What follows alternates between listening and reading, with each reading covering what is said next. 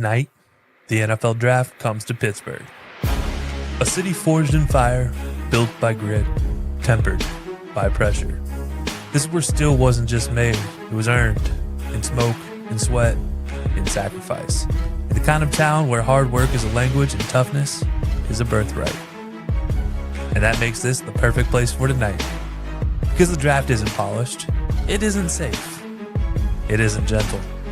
It's pressure, it's projection, it's promise colliding with fear.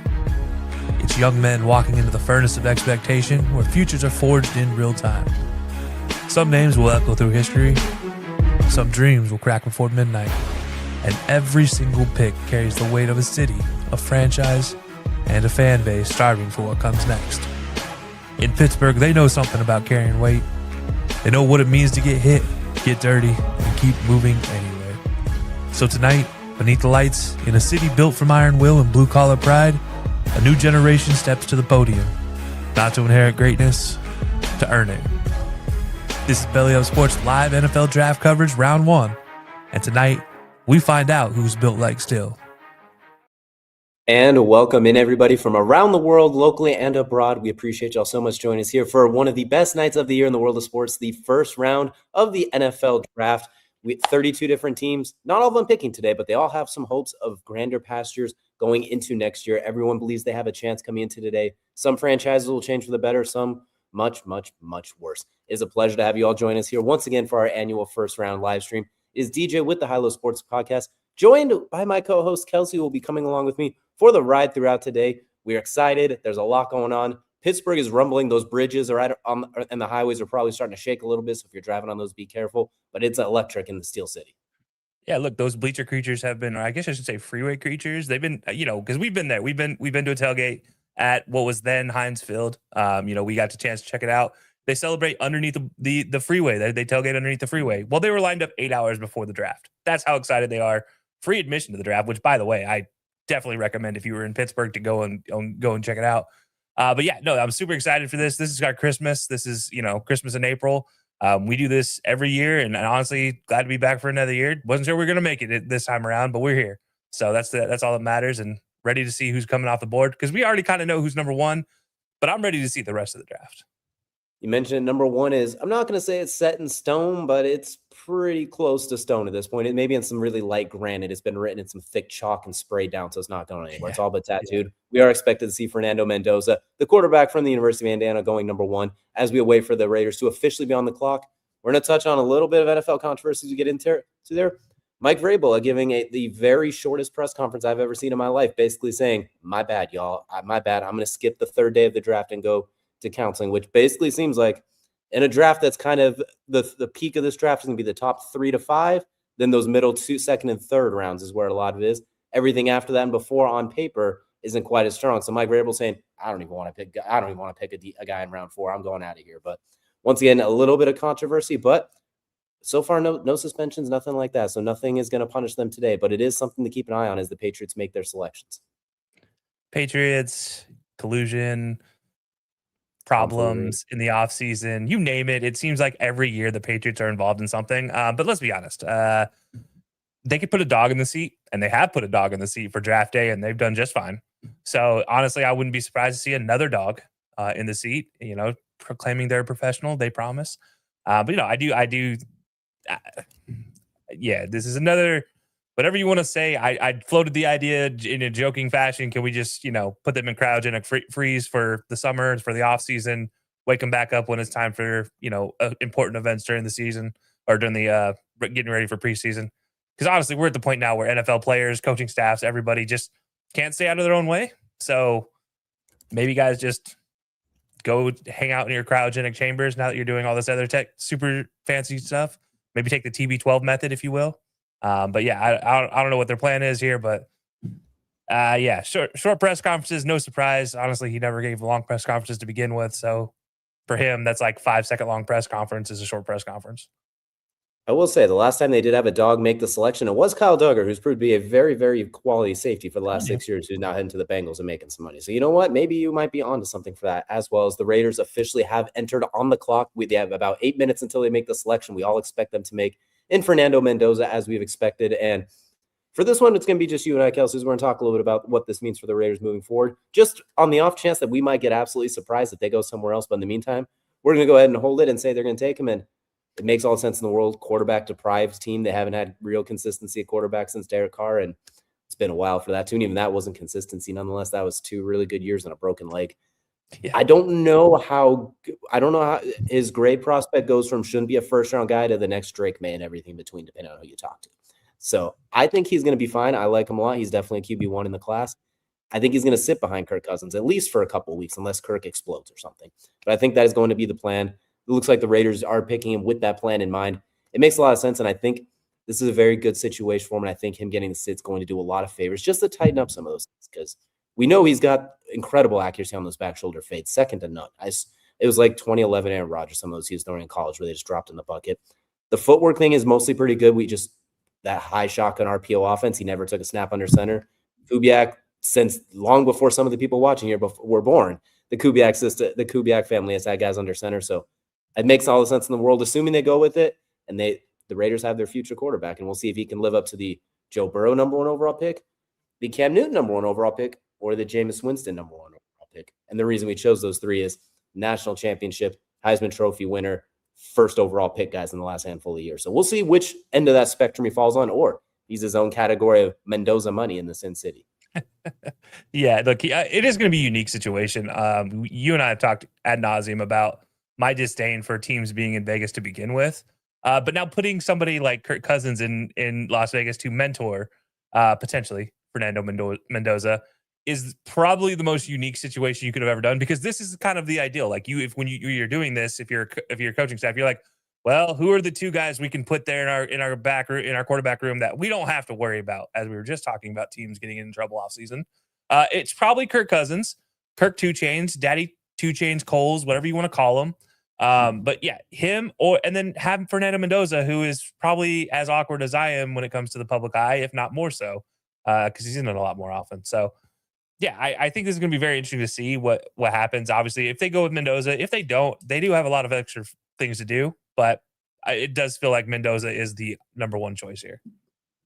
We do know they're going to take a little bit of time, that every time the first overall pick, even if we know who it is months in advance, it always comes down to like the last 2 minutes on the 10-minute clock. I get it. So they're definitely bleeding it a little bit. Maybe they get blown away, but you mentioned what they bringing in Kirk Cousins. I also want to mention bringing in Tyler Linderbaum, the best center on the market and one of the top 3-4 centers in the game, depending on how you rank him, to help set those protections, keep him alive up front, and give Ashton Jeanty the opportunity to get yards after contact, not in the backfield, not have more yards after contact than total yards like he did this last season. Yeah. Give him a chance to go forward, give Brock Bowers a chance to healthy, get open down the field. So I love the moves they're making. The losses, Geno Smith makes sense. They didn't have a lot of major losses, which when you're the worst team in football, there's no real such thing as a major loss. And you get to keep Max Crosby through tomfoolery with the Ravens. So I think a lot of the moves they made, and bringing in Clint Kubiak as the main coach, very quarterback-friendly system. We saw what happened in Seattle with him last year. Makes a ton of sense for him as well. And I'm really going to be curious to see Ashton Jeanty in this new offense as well, because that's going to make Kirk Cousins' life a whole lot easier, a guy who's been in an offense similar to this. Kevin O'Connell as well. A lot of play action, a lot of moving the ball, a lot of when he was with the Shanahans in Washington as well, moving the pocket a little bit of bootleg action. So it makes a ton of sense. And I think what Mendoza does have that Kirk Cousins doesn't have is the ability to move a little bit. He's not running away from too many people, but anyone who doubles him in weight, he's going to get away from them. We saw it in the national championship game too. He has a lot of the Kirk Cousins similarities in goofballness, the accuracy, but he can also scoot a little bit as needed.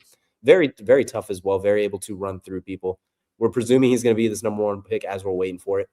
The question I think moving forward will be what the Raiders do in their later rounds. You mentioned that they have needs, and more needs. They spent 3 Brinks trucks on the defensive end of the ball. They might need to go offensive linemen in the second and third round, depending on how things play out. They could use a #1 receiver on the outside. There's some different areas they could look to build for sure. So we kind of know one, but I think the draft really starts them in round 2, assuming Mendoza does go, which the pick is in, which we will officially hear shortly. Yeah, and something with new staff comes in as well. This is always time to reshuffle things that you don't like or readjust offenses, defensive schemes. You got to figure out what's going to work best. And obviously bringing Kirk in, you kind of know what to expect offensively because of what Clint Kubiak does as well, which is that play action, run predicated offense. That style is successful. And then they're going to take shots over the top off of that. And that's something that not only does Kirk Cousins do well with, but also Mendoza has shown in his college days.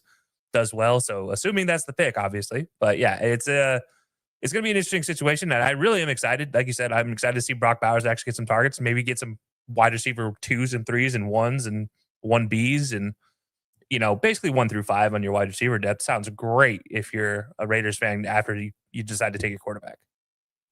Absolutely. And even if he, let's say he's not quite what you would expect, what I think he does offer as well is potential. I think that's kind of the big thing too, is you had to cycle in Geno Smith. There was the Derek Carr issue. You had the Jimmy G fiasco. You had a little bit of Aiden O'Connell. You had the Josh McDaniels just episode. I know he wasn't the quarterback, but boy, did he leave his fingerprints on there. So I think it does give him as a chance of there's hope, because you never know exactly what you're going to get, especially a rookie quarterback or a young quarterback, but it gives you hope. There's potential there. There's something to grow with. So we're excited to see as Roger Goodell is walking on the pick. So real quickly before we get announced, Kelcey, do they shake it up or do they go with the obvious one? If they shake it up, I'm shocked. But if they go, they're going with the obvious one. And if they go with anything else, the Jets better run this to the table and take Mendoza. But I don't see that happening.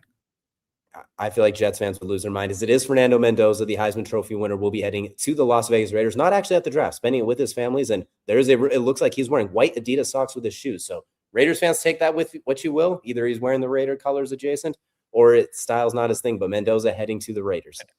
I don't think we can take style choices from his sock choice here, bud. I think this is one of those ones where Fernando Mendoza is going to wear your white socks with the black attafoil, and you're going to call it swell. If you remember the Titans, it's not always black Nikes anymore. Now it is a white Adidas for Fernando Mendoza going forward. Exactly. And we kind of mentioned everything that we're expecting with this one as well. We see a lot of the hugs, everything going right now. I think my question to you now is, when do you think he sees the field? Do you think it's early? Do you think it's late? Do you think it's midway? Or do you think there's a chance we don't see him at all this first year? I would have said it would have been early if they didn't pay Cousins as much as they did, because yet again, Cousins and his agent manages to swindle more people out of more millions of dollars, which still shocks me. But you know what?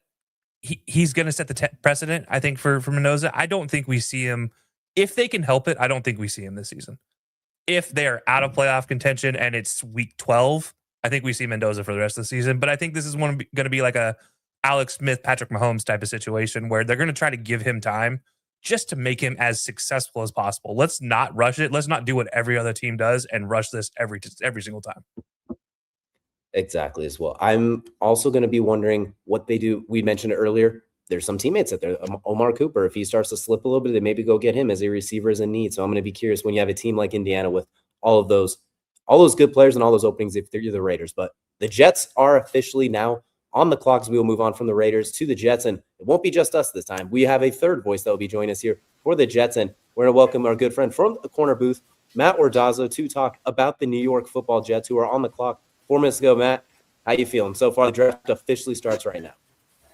Yeah, so I'm feeling great. As expected, Fernando Mendoza went 1. The little part of me was really hoping that they would, shock the world and do something else, like when the Browns went Baker instead of Sam Darnold that year. But I think the pick here it's going to be Arvo Reese. I'd love David Bailey as well. Just kind of looking at some of the hints that are out there with the canceled visit, him posting on his story with the Jets logo was blacked out, and that was the only team. So kind of feels like they're going Reese here. I'd be shocked if it was anything else besides him and Bailey.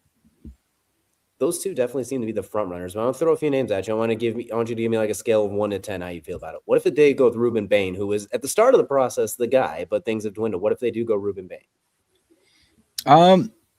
I would love Ruben Bain. I'm very high on him. I would not at all be upset with him being drafted. I don't know if 2 is a little bit of a stretch, considering he's been slipping a lot in the mock. Sorry, that was my wife might have burned her hand on something. My bad. Anyways, if you could hear that in the background.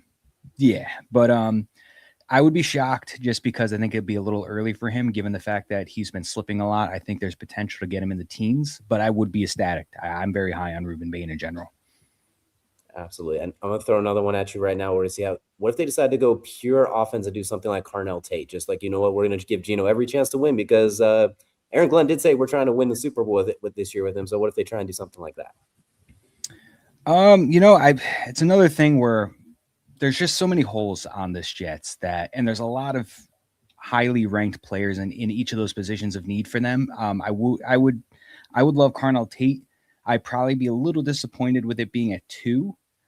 because I think there is potential to get Mekhi Lemon at 16, especially definitely Omar Cooper. But I'd be ecstatic as well, but I would think it's a little bit of a reach at 2. Slightly. Definitely a little bit rich. Maybe if Breece Hall wasn't just brought back, you could see Jeremiah Love, which would also be a bit of a stretch. But the pick is officially in. Your worries and wonders are only a few minutes away from truly finding out. I think what I'm going to be curious about is what does the pick number 2 tell us about pick number 16 as well? Because thanks to the Colts' idiocy, the Jets get to pick twice in the first half of the draft. So I'm going to wonder if they try and split it offense-defense, if they try and go full defense-defense. So I'm going to be curious about this is going right after you. Well, let's see what college player career the Jets ruin this time. We know it won't be we're sure it won't be a quarterback, hopefully, but we'll see. I mean, you wouldn't be wrong. It is. I mean, if you really think about it, we are just going to ruin somebody's career. We're ruining 2 people's careers today. But yeah, let me know when the pick is because you're about 8 seconds ahead of my TV. So I have no idea what's going on right now because I'm way behind.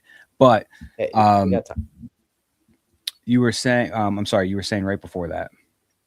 So I guess what I'm curious is if they let's say they take offense here, do you think that means they go defense with the second pick and vice versa? Do you think they try to split it or do you think they just double up on one side?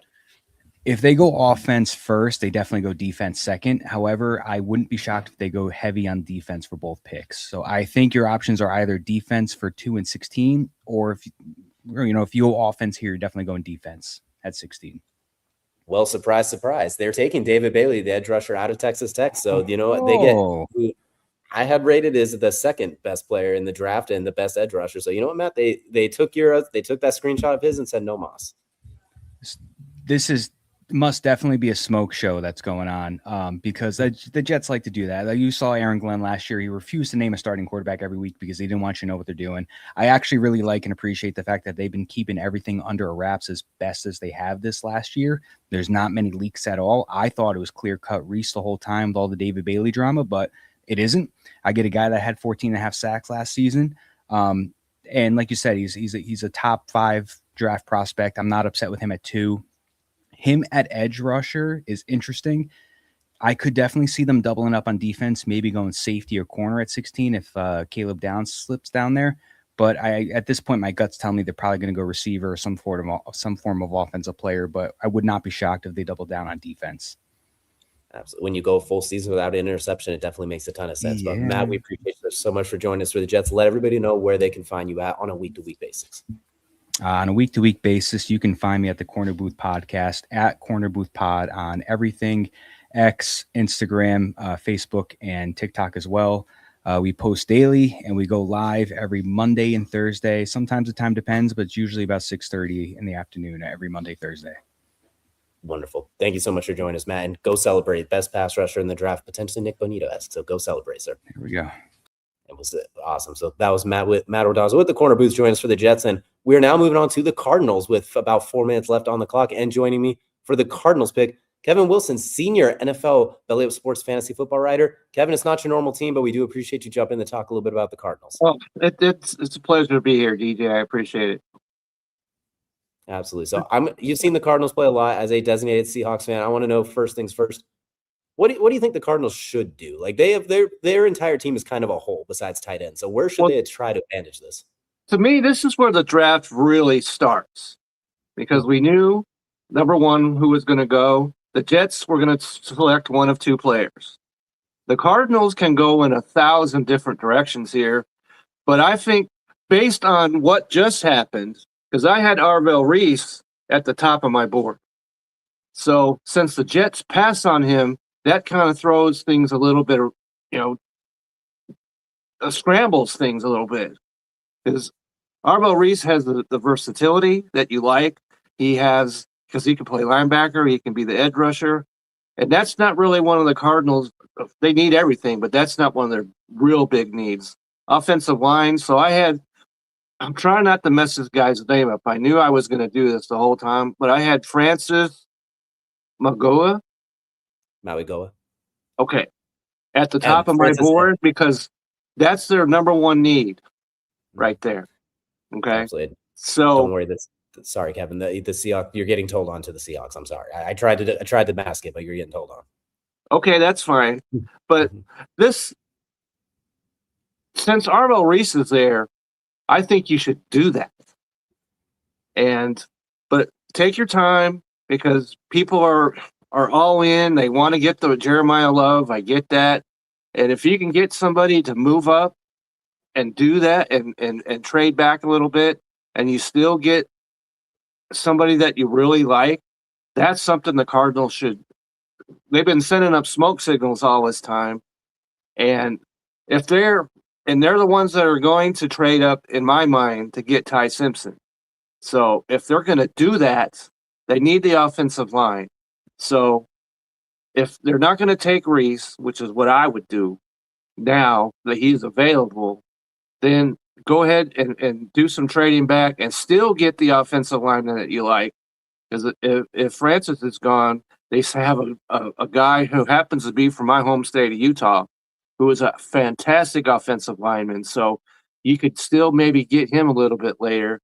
So this is where the draft gets really exciting to me. I'm really, really looking to see what the Cardinals actually do here, because they've got a ton of options. So they got a new head coach. So I'm really looking forward to seeing what happens here. They definitely bled the clock down to just about 70 seconds left before the pick officially popped in. So we're going to see who it is. I was thinking this would be the first potential for a trade. As you mentioned, someone coming up to get Jeremiah Love, maybe a team like the Giants, who maybe they decide they really want him in Camp Scatterbo and they could package pick. Maybe the Cowboys get super greedy, teams with a little bit of extra leeway coming up for it. But it looks like the Cardinals, I don't think they wanted the stick and pick. I think they like the idea that you mentioned of moving back. But you mentioned Francis looks like it'd be the pick here. Arvell Reese is also a good one. You mentioned them coming back up for Ty Simpson. I'm wondering if towards the back end of the draft, if there isn't a whole lot of movement, maybe they try and sit and wait and pay trade in that early second round for him. But right now, as we wait for the pick to come in, I'm going to throw a couple names at you all, and you tell me what you think if they decide to go here. What if they decided we need everything and we're going to take Mansour Delane? We're going to try and slow down JSN by a touch. Do you hate the idea, or is that something you'd avoid? I wouldn't hate that. I think that's a little early for him, but that's one of their needs. Is their secondary. So I wouldn't hate that. But if that's what you want to do, trade back once again, and you could still pick him up. Now I got one last one for you as the pick is in. What if they took Ty Simpson right here? What if they just said, Ty we're going Simpson and they all need to get fired. Every last one of them needs to be escorted out of the building immediately. Well, that's what I would say about that. If they take Ty Simpson, we're both walking off the stage for a moment. We're going to have this. I think Pittsburgh would lose its mind, both for better and for worse, from pure shock as well as now we're not going to randomly run into him. Well, Pittsburgh's the team to me that could throw this whole thing, because at number 21 is the spot. If Ty Simpson gets past them, then I think the Cardinals would probably be best to just hold their spot in the second round, and they'll get him anyway. But if they're worried about Pittsburgh, then they need to move up. Absolutely. And they did take Kenny Pickett a few years ago at around that exact same spot. So we will have to wait and see as Roger Goodell is getting ready to announce the pick for the Cardinals. And it looks like Jeremiah Love. So they are taking the running back who will now be one of the 8th highest paid running backs in the entire NFL. So, you know what? Big time pickup for them. They need a bunch of things. So you just take arguably the best player in the league or in the NFL or in the draft. Well, that's not one of that's not a need for them, really. So So let's say that they do what I'm saying and they go get Ty Simpson. Who's going to play offensive line for them now? So, sure. Yeah. So this pick does not shock me, but I think they would have been better suited doing what we had just talked about, trading back and getting the offensive linemen, staying where they were, got Arvell Reese.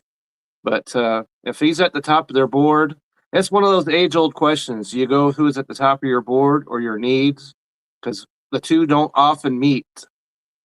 And that's the situation, I think, here. They just fell in love with this guy and went with him. And so we'll see what happens. I can't wish any of them good luck as a Seahawk guy, but we'll see what happens here. It's like I said, this is the intriguing part of this whole draft, and it just goes from here. I got to say, too, before we let you get out of here, fantasy football owners, be wary while drafting Jeremiah Love, because Tyler Algier is on the Cardinals, and we saw what he did to Bijan Robinson the last 3 years. He will take touchdowns away, and it will drive you mad. So be fully prepared for that when you take Jeremiah Love. That's right, and that's why they didn't have this need for him. So, absolutely. Well, before we let you get out of here, go ahead and let Kevin jump out of here. We appreciate you so much for joining us. Be sure to check him out on Belly Up Fantasy Football every week during the season, as well as check out his articles on bellyup.com. Also, Time to BS, Friday nights, 8 Eastern, except this week will be Saturday after the draft. We'll talk about the whole draft on the Seahawks bench, plus who knows what else we're going to talk about. So check it out. Absolutely. Be sure to check all that out. Thank you so much for joining us here, Kevin. And we are now moving on to the Tennessee Titans, who were potentially going to take Jeremiah Love, but now we'll be going elsewhere. As joining me for that is corner booth Jared, the fearless leader himself. We appreciate you for joining us. And interesting first 3 picks, not too wild, but at the same time, I think it puts the Titans in a very unique spot.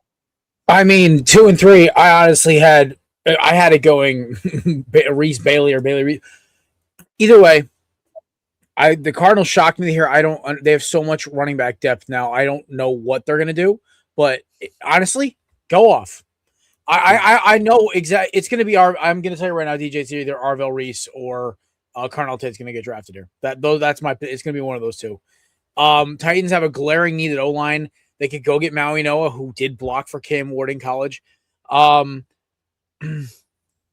guess the word is they are going to stick with the trade. They're not trading back, which is great. That's the word on the street. They have elite positions. They have elite players at every single position here. So I mean, Maui, it's Mano, it's Haight, or I guess Reese. It really just depends on what the Titans are feeling right now, what they can get with their pick in the second round, who's available. So I'm really stumped here. I swear the Jeremiah Love thing was so set in stone. You get the running game for Cam Ward. I mean, and it, now my gut feeling is telling me Maui Noah, but we'll see.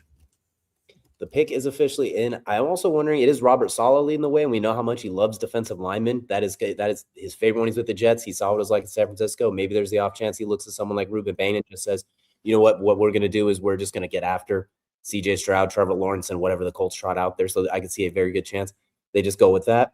There's also Brian Daboll, the head coach, so that offensive coordinator, which always could throw a loop for things depending on how much say he has in things. But we do see they brought in a Giants player and a Jets player in the offseason. So with Wan'Dale Robinson, I wonder how Carnell Tate will fit together, because I think they'll match each other very well, because that's arguably one of the worst receiving rooms in the NFL. So even though Carnell Tate might be early here, you can't screw around. You need somebody to catch a pass. Yeah. I do think wide receiver obviously is the right move here. Honestly, here's the issue with edge rusher. It's such a deep edge rushing class. They could go get a decent player in the second round. Like the kid out of Auburn, I know Kelcey is maybe a little hesitant about him. I like, honestly, maybe going defense second round. So I like, hopefully they go either Maui Noah or I believe Carnell Tate is the pick. Can we announce that yet? Yeah, Shefty's already tweeted it out. I feel like it's official. Well, I guess it has not been announced yet, but all right, Carnell Tate looks like he is the pick, so I think that'll add a little bit of juice to that receiving room. As you mentioned, they really, really do need that. Cam Ward made a bunch of spectacular plays. Eric Amenor was kind of his only guy you could trust last year. The Calvin Ridley experiment did not really work out, so I do think the idea of adding Carnell Tate, weirdly enough, even though he ran like a 4.5, was one of the best deep threats in college football last year. His yards per catch, I think, was in the top handful, and then in college football. And that was playing opposite Jeremiah Smith. So we'll see as number one if maybe they utilize some of his route running for underneath and mid-range a little bit better, as opposed to just sending him deep one-on-one. So I like the move. It makes a ton of sense. They need somebody to catch the ball. And Wan'Dale Robinson's going to catch 1,000 little swing passes underneath like he did last year. So this gives somebody to complement it. I think this makes their offense actually kind of lethal. I like, balancing Tate with A.O. Manor, and then you have Wan'Dale over the middle. It's a solid passing offense. I think Cam Ward's going to have a solid 30 touchdown, probably 15 interception season. They might be an 8, 9, maybe even 10-win team. We don't know. It's gonna be fun. It's gonna be a fun watch.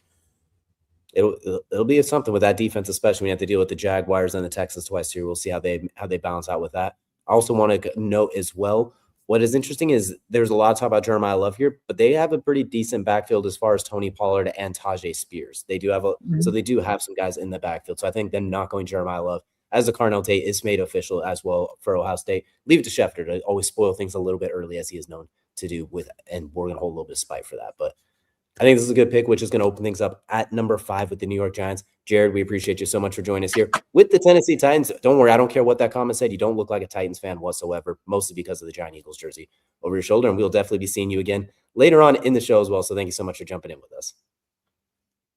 Cool. All right. And now as we are getting ready to move on to the New York Football Giants, prepare for trouble and make it double, is that we'll be joined by two diehard Giants fans who both had a lot of pain and suffering to start last year, but then it ended up working out for the better. Starting off with our friends from the 3rd and 10 podcast, we got Nate and Brian. Nate, Brian, thank you so much for joining us today. We are back, and the Giants are back on the clock for the first time of 2 times they'll be on in the next 5 minutes. Yeah. I'm not crying this time. Not yet. Yeah, that's good. We won't have Nate crying this time, which is, I guess is a good thing, but maybe not for content-wise. For going viral. Well, hold on. We got time now. There's still 5 and 10. There's plenty of time for him to. That's very true. Absolutely. So let's take a look at some of the things they've done. Obviously, last year, a bit of a rocky season. I mean, you saw Jackson Dart have his moments. You saw it when he wasn't in concussion protocol. Cam Scatterby was great when his ankle wasn't exploded. Some really good moves. Tremaine Edmonds, Darnell Mooney, Isaiah Likely. Losing Wan'Dale Robinson, Sexy Dexy, and Cordell Flott, who only Giants fans really knew Cordell Flott for the most part. But you bring in John Harbaugh, head coach as well. So I'm going to get both of you guys. We'll start with you, Nate. How are we feeling about the state of the Giants as we head into this pick number 5? I mean, me and Brian talked about it on our show earlier this morning. Like, you really can't go wrong. Like, seriously, there's so many players on the board still that we love, whether it's Styles, whether it's Reese, whether it's Delane, whether it's Tyson as well, Malinoa. You really can't go wrong. Seriously, I'm happy with whoever we get. It's a blessing to have 2, top 10 picks. Dexter Lawrence, you can screw off. But no, seriously, I'm super excited. But I do hope. I told Brian today, as long as we get one of the Ohio State guys today, I'm gonna be excited for sure. No doubt about it. The way the board fell, they really get their pick of that Buckeye defense at this rate too. And Brian Montas is used. The pick is already in. They wasted absolutely no time. They still had like 7 minutes left, and they threw the pick in. So something takes me it's either one of those Ohio State guys like, holy cow, they're here, run this to the board. So Brian, do you share kind of the same sentiment, or is there another direction you can see him going? Oh, it 100% has to be. The only person I could have seen that not being would be like a Jeremiah Love for Notre Dame, because there's all the rumors that they loved him and Harbaugh wanted to be a more run approach team. But the fact they wasted no time, it's got to be either Styles or Downs. And either one of them at this point, I would love. I would rather Styles because I think Downs might be able to fall to a 10, but either one will be transcendent on this defense. Styles kind of reminds me of a juiced up Bobby Okereke, like Bobby Okereke, but better. A lot higher talent with just the athleticism. So I think that would give them a little bit of the, okay, thank goodness, because Bobby was great for that first year and a half and then kind of fell off a little bit towards the back end. So maybe they could revitalize that, but in a younger version. And you mentioned he's a lot less likely to slip there to number 10. Arvell Reese, we're surprised to see here too. So I kind of curious, I'll toss this one to both of you. What do you think about the option of taking Arvell Reese here, which front 4 edge rusher is definitely not something the Giants are really highly in the market for, but you can never be too safe with it at this point. What do you think the odds are they maybe look at Arvell Reese and just say, screw it, we're just going to keep throwing, we're just going to keep doing it? I think Brian made a good point the other day where it's like, if we do get a guy like Reese, maybe you put either, Tibbs on the inside, allow Reese to be part of that, constant edge rotation. Our lack of D tackles right now or guys on the inside is very concerning. So why not try one of your D ends like a Tibbs on the inside and allow Reese to play on the outside with Burns and Carter rotating in and out. So I wouldn't mind it. He's really freaking good. So why not? Absolutely. Yeah, and DJ, I don't want to steal your thunder here, but the Chiefs just traded up. You beat me to it. I was saying, as we're waiting for the pick, we got a little bit of a shakeup coming up as the Chiefs are now moving up to number 6. So whatever your New York Football Giants decide to do, it looks like the Chiefs might not be too concerned about it whatsoever. They're getting to roll into the spot right after the Giants pick. So we'll get to that here in just a moment. But as we wait for the Giants pick, we're still waiting to see which one of the Ohio State guys we presume it will take. My question to you all is, if they take defense here like we expect, do you want them to take defense at 10, or do you kind of want them to maybe look at a Tyson or a Lemon or something like that at 10, or do you prefer them to double dip on the defensive side? As we see 28th in defense last year as opposed to 13th in offense. So what are your kind of thoughts on that? Brian, I'll let you go first. I would prefer us to go defense both rounds because, like, as good as a Jordan Tyson might be, or a Mekhi Lemon, we have very interesting options in the receiving core with a Neighbors coming back. Isaiah Likely is going to help his receiving core a lot more. This defense has so many different holes on it, and with Harbaugh want to make his stamp on that defense, it's smarter to just double dip on defense and create just a core of Harbaugh-led guys. Absolutely. I think that's a perfect fit. And Nate, as the pick is officially going to be announced right now, it is going to be edge / linebacker Arvell Reese is where they will decide to go. So they're heading with that one to pair him up with Brian Burns and Abdul Carter is what it looks like. So Kayvon Thibodeau, trade candidate, maybe? Question mark? 100%. I'm curious. What do we think of that? He can leave. Get out. Get out. Get out. I never liked him anyways. I did. I know I actually did. But no, that's fun. Brian, this is exciting. We got ourselves more edge rushers. You I can mean, never have too we many. talked about like this he's best player available, and this is horrible. Just trying to basically the Giants at a point where I just go best player available. I love it. I absolutely love this pick. Heck yeah, let's it makes go, a ton of baby. sense. He could play off ball. He could play edge a little bit. Potential is through the roof. So I think they see something in there like they could, I hate to use this term, mold him into exactly what they're looking for. I'm also going to be very, very curious to see now, as we mentioned, what they do next. And I wonder if Arvell Reese was always the plan, since there was a lot of him going earlier. If this was wow, we didn't expect him to be here, so let's just kind of go ahead and take him. So we're definitely going to keep an eye on that moving forward, what they decide to do. And what I want to ask you both now before we get out of here, who do you want at 10 now? I know we just touched on it, what you think they should do, but now that you know it's Arvell Reese, who do you want at 10? I'll let you go first on this one, Nate. You could be greedy on this one, even if you don't think they'll be there. I'll allow you to be greedy early. Ooh, give me Downs, baby. Give me all the Ohio State guys at this point. Give me Downs. Give me Downs, and then give me McDonald in the second round. But that's a story for another day. But give me Downs. Just why not? Just add to that defense because we need some help. Seriously. The New Jersey Buckeyes it is. Brian, who do we want at number 10? I'll go Downs too. I mean, if Reese is gonna fall this far, I think Downs will fall at 10. Just load up on those defense and we'll focus. We'll worry about receiver in the third or fourth round. Get him Malachi Fields or Skylar Bell and have him fill that role. Hell yeah. I love it. At this point, it's Buckeyes, let's ride, but in New Jersey. But Brian, Nate, we appreciate y'all so much for joining us. I'm not going to tell them where to find you guys again yet, because we're going to see you all again here very, very shortly. Whether the Giants make a pick, they trade, or they spite you, whatever it will be, we'll see you all again. And for it'll be the third time in like 5 years the Giants have had 2 first-round picks. So we'll see if this one's much better than that first one with Thibodeau and Neal. But see if it actually works this time. It doesn't normally work for us. It worked okay last year, so maybe they could piggyback off. But we appreciate you guys for joining us. We'll see you in a few minutes. Perfect. And for the next one, which is the Kansas City Chiefs now jumping on the clock at number 6, I'm bringing back my co-host Kelcey for this one because they're not picking at 22 or later like we're used to. They were picking at 9, and that wasn't good enough, so they climbed right up to 6. And what could the move possibly be here? Well, first of all, I got to pop up the graphic I wanted to make because of all the mustard and ketchup on the, in the area. But yeah, other than that, honestly, I don't know. This is crazy because you see what they're doing. So you see obviously the shakeup at 2 with Bailey not being there. I think that does mess up, or with Bailey being gone, and now Arvell Reese slid down, so now it affects everything. I look at DB as their big need, and I'm going to pop up the graphic here, and I'm going to make myself disappear while I do it. But big need here is corner, and you look at maybe somebody like Delane, who when we did our mock draft, I took him way earlier than either of us expected. But there's something here that the Chiefs want, and I look at secondary as a position, maybe a receiver because they saw Carnell Tate go a little earlier than expected. Something along those lines where I'm just like, I don't know what they're thinking, but it's got to be some kind of, it's probably a diva, so it's a skill position like a receiver or a corner. It would shock me if it's an edge. Maybe they're going to get Reuben Bain. Maybe that's what they're thinking, and then they didn't think he would slide to 9. But yeah, I don't know. I really like whatever they're doing because it means, maybe the Browns finally figured out what they're doing in their front office, which, by the way, this was originally a Browns pick for those that don't know. The Browns are trying to pull a draft day here, it looks like, to maybe get Vontae Mack every day. But still in Matt's line. But this would be interesting. Honestly, this would be very, very interesting to see what they're trying to pull off here. Real quickly before we move forward I need to pivot to this one. I will not take this slander. Nate is not a Dodgers guy. He's a Phillies and an A's guy. While that is unique, we will not be tolerating our good friend Nate being called a Dodgers guy moving forward. But now that we got that out of the way, I do like the Mansour Delane pick here. I think that you mentioned that you got rid of Trent McDuffie, you lost Jalen Watson. It's the biggest need at this point. You had to look. I'm curious what the trade compensation is. That's what I'm waiting to find out for as well. Because did they trade that late 29 pick, that one they got from the Rams to do? Which if that's the case, the Browns they're going full draft day, like you mentioned. They're loading up on everything. Is it maybe next year's pick? They did like what they did last year, where they're just going to continue having 2 first-round picks for eternity until something finally works out or until Deshaun's finally gone, whatever they have in mind? Or is this just like a third round and a swap since you're only going back a few spots? So that's what I'm going to be curious to find out with the trade compensation. But I'm going to go back to your Mansour Delane pick. That is the perfect fit because it gives them everything they had when they were at their best with L'Jarius Sneed and Trent McDuffie. This gives you someone that you could literally just put outside and say, go chase Jamar Chase. You're not going to stop him, but it's better than what he normally does to us. So I hope you're right. I hope it is Mansour Delane.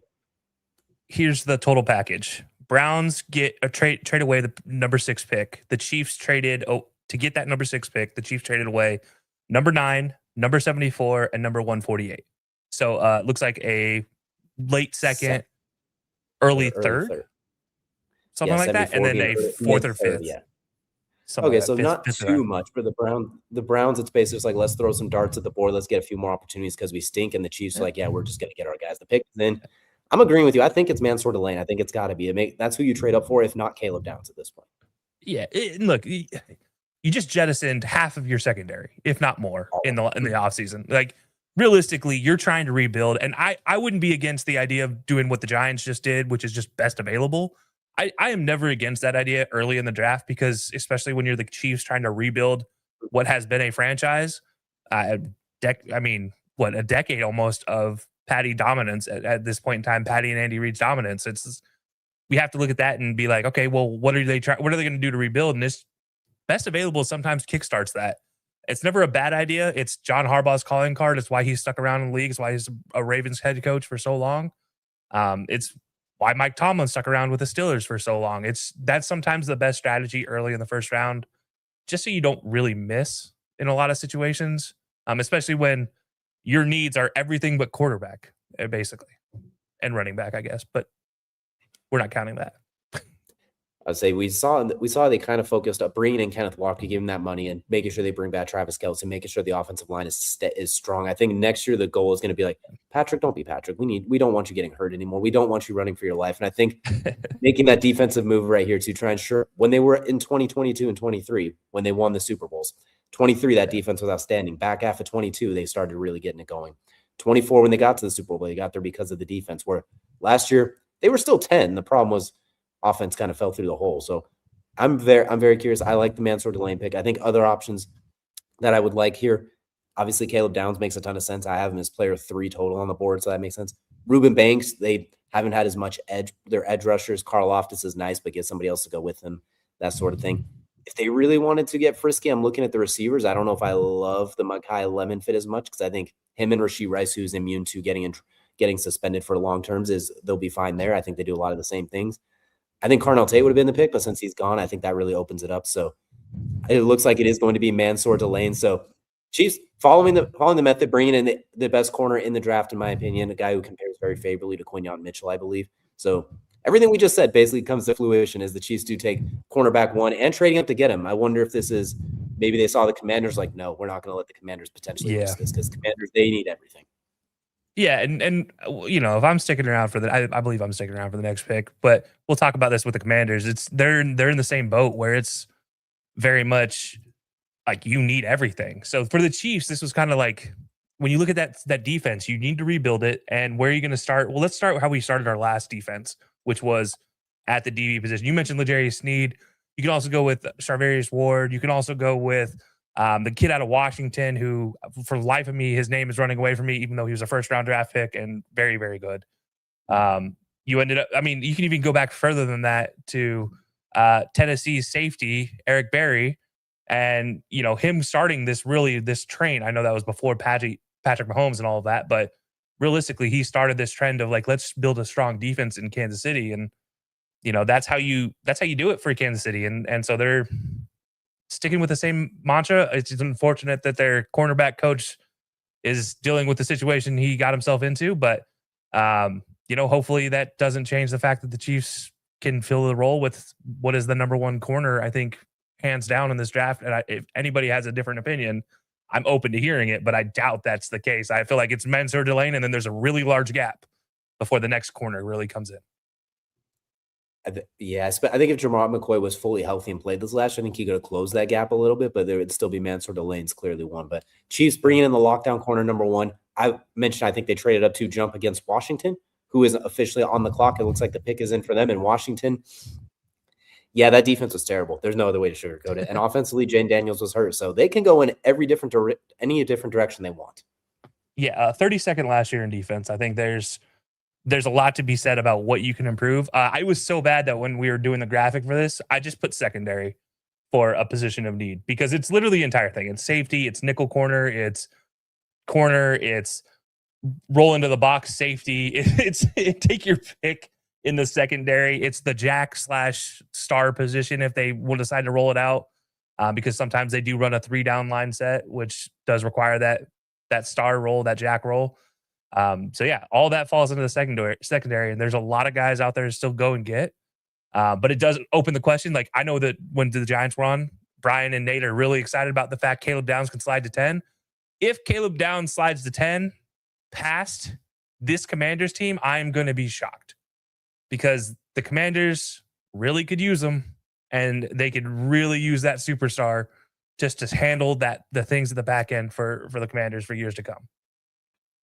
I obviously love Caleb Downs here. I'm going to also throw out Sonny Styles to be a bit of a Micah Parsons for That's Dan. fair. And what do you think? I mean, if we're being honest, we all know my opinion on Dan Quinn as a coach. I love him. I wish he never had left Dallas. I would still probably be a Cowboys fan if he hadn't left Dallas, but he did. And so now I'm just rooting for him to have a successful tenure wherever. And I think somebody like Sonny Styles, who is a high IQ guy as well, who is a position shift, by the way. And that's something to mention because he does fill a lot of that kind of hybrid role that you get from linebacker, edge type of star role that you need in the NFL to be able to play a lot of different things. And like you mentioned, Micah Parsons being able to do a lot of different things. Obviously, we're not saying he's going to be Micah Parsons, but he can fill that predator role, that kind of that role of I can be anywhere, I can do anything, I can stand up, I can put my hand in the ground if I need to. I don't really want to, but I can do it. I can stand on the end of the line, I can put in an A-gap blitz, I can come in delayed blitz, I can stunt, I can cover if I need to. That's what I look at with Sonny Styles as a great opportunity as well. That athleticism in Dan Quinn's hands, I think, is going to be incredible. As you mentioned, I think he will mostly play linebacker. I don't know if he's quite the edge skill set to make the full transition like we saw with Micah Parsons per se, but you can still have a lot of fun. We saw what he did with Jeremy Chin, like just moving players around in very unique spots. So we're just putting him like 12 yards off the ball, almost between safety and linebacker, and say, get a full head of steam and blow something up. I think they could literally, he could just have a ton of, like we see, 32nd ranked in defense. Worse than the Cowboys, worse than the Bengals. It doesn't get much worse than that. So I think there's a ton of different directions they could go. Yeah, and you look at what they have to work with. There's a lot of pieces with this team if they can stay healthy. I think they do have solid pieces. Obviously, the loss of Jonathan Allen is a big loss. I think Jonathan Jones last year was a good holdover. Obviously, Jonathan Jones being a guy that was played with the Patriots for so long as a corner, got his opportunity as a number one corner. It didn't work out very, very well. And then Jeremy Chin also being a guy that's out. So now you look at that as like, all right, we got to fill something defensively and kind of get our spine back, which they've tried. Leo Chanel being an addition is a huge one. Adafe Owe, always a very interesting defensive end / edge. So those are going to assist. So whoever comes in, I think fills in a role with a veteran next to him, which I think is going to be a good piece. So whether they go Sonny Styles or they go Caleb Downs, I think it's a good option to have. They're going to have a veteran next to him that has a presence to go with them.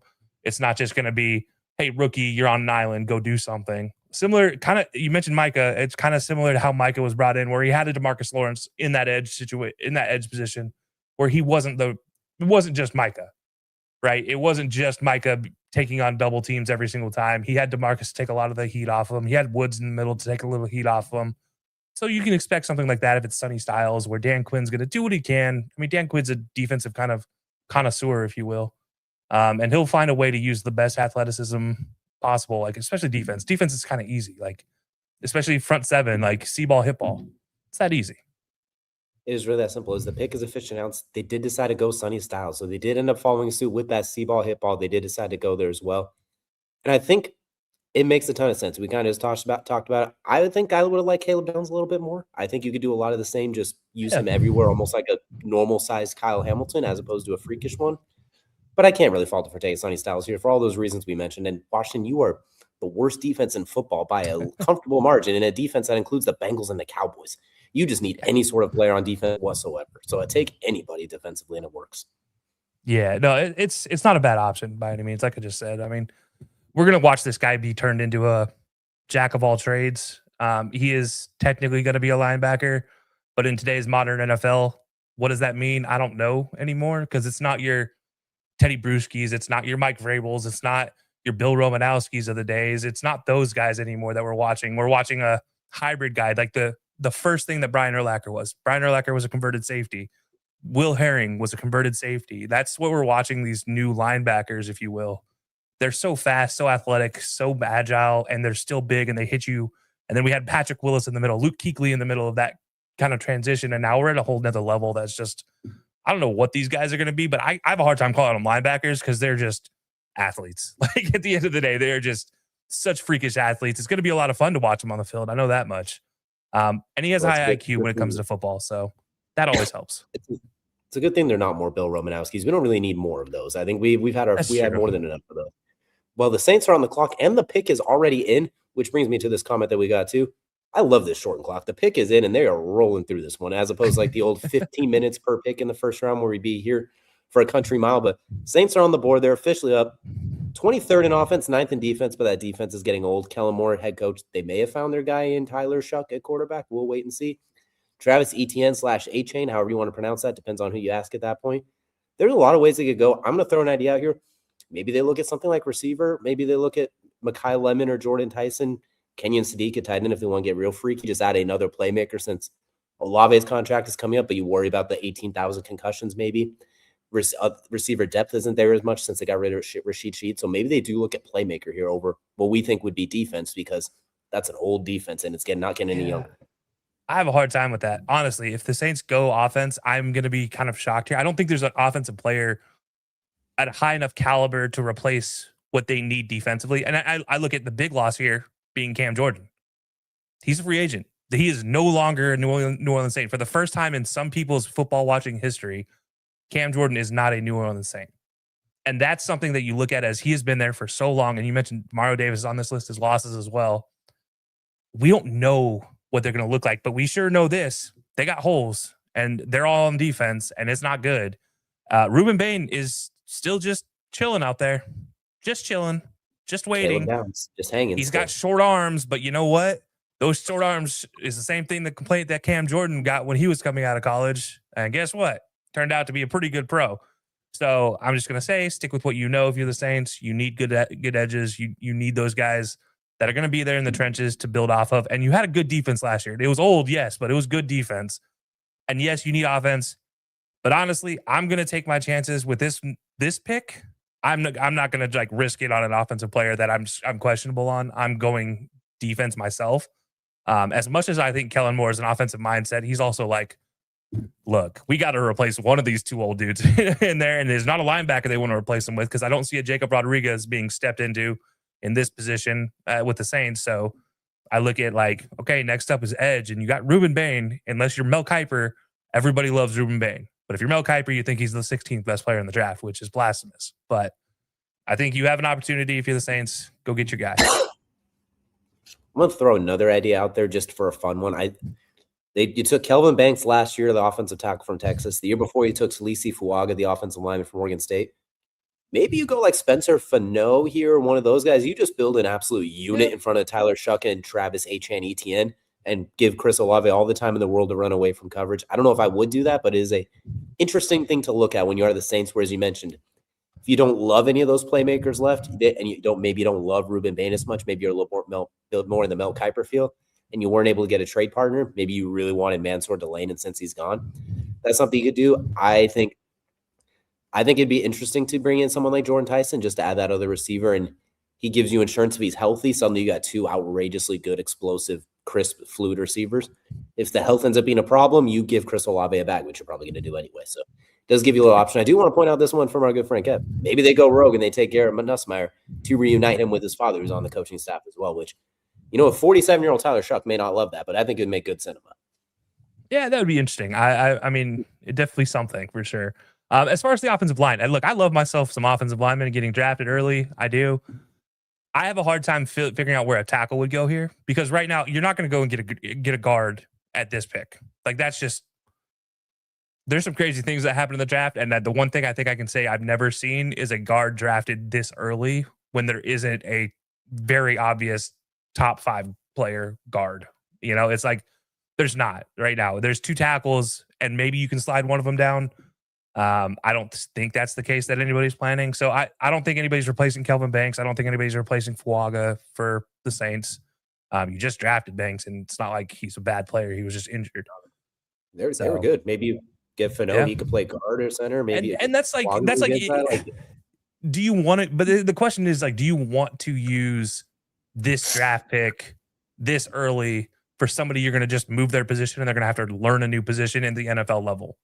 That's where I question the idea of moving players in this. Like, I feel like a top 10 guy needs to be like, this is his position. This is his spot. He is going here to play this position and be that guy. Unless it's like a right tackle, left tackle swap, then I don't care.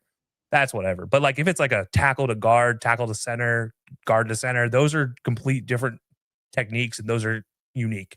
So those are problematic. But I think I don't see an eighth overall pick being moved just yet. So I don't know. I don't think it's that crazy, but maybe I'm wrong. Maybe the Saints are going to pull some kind of magic and they're going to go offensive line and be crazy, which is a Kellen Moore stalwart, I guess. But yeah, I don't know. I don't see it. I think you really got to go Ruben Bain here.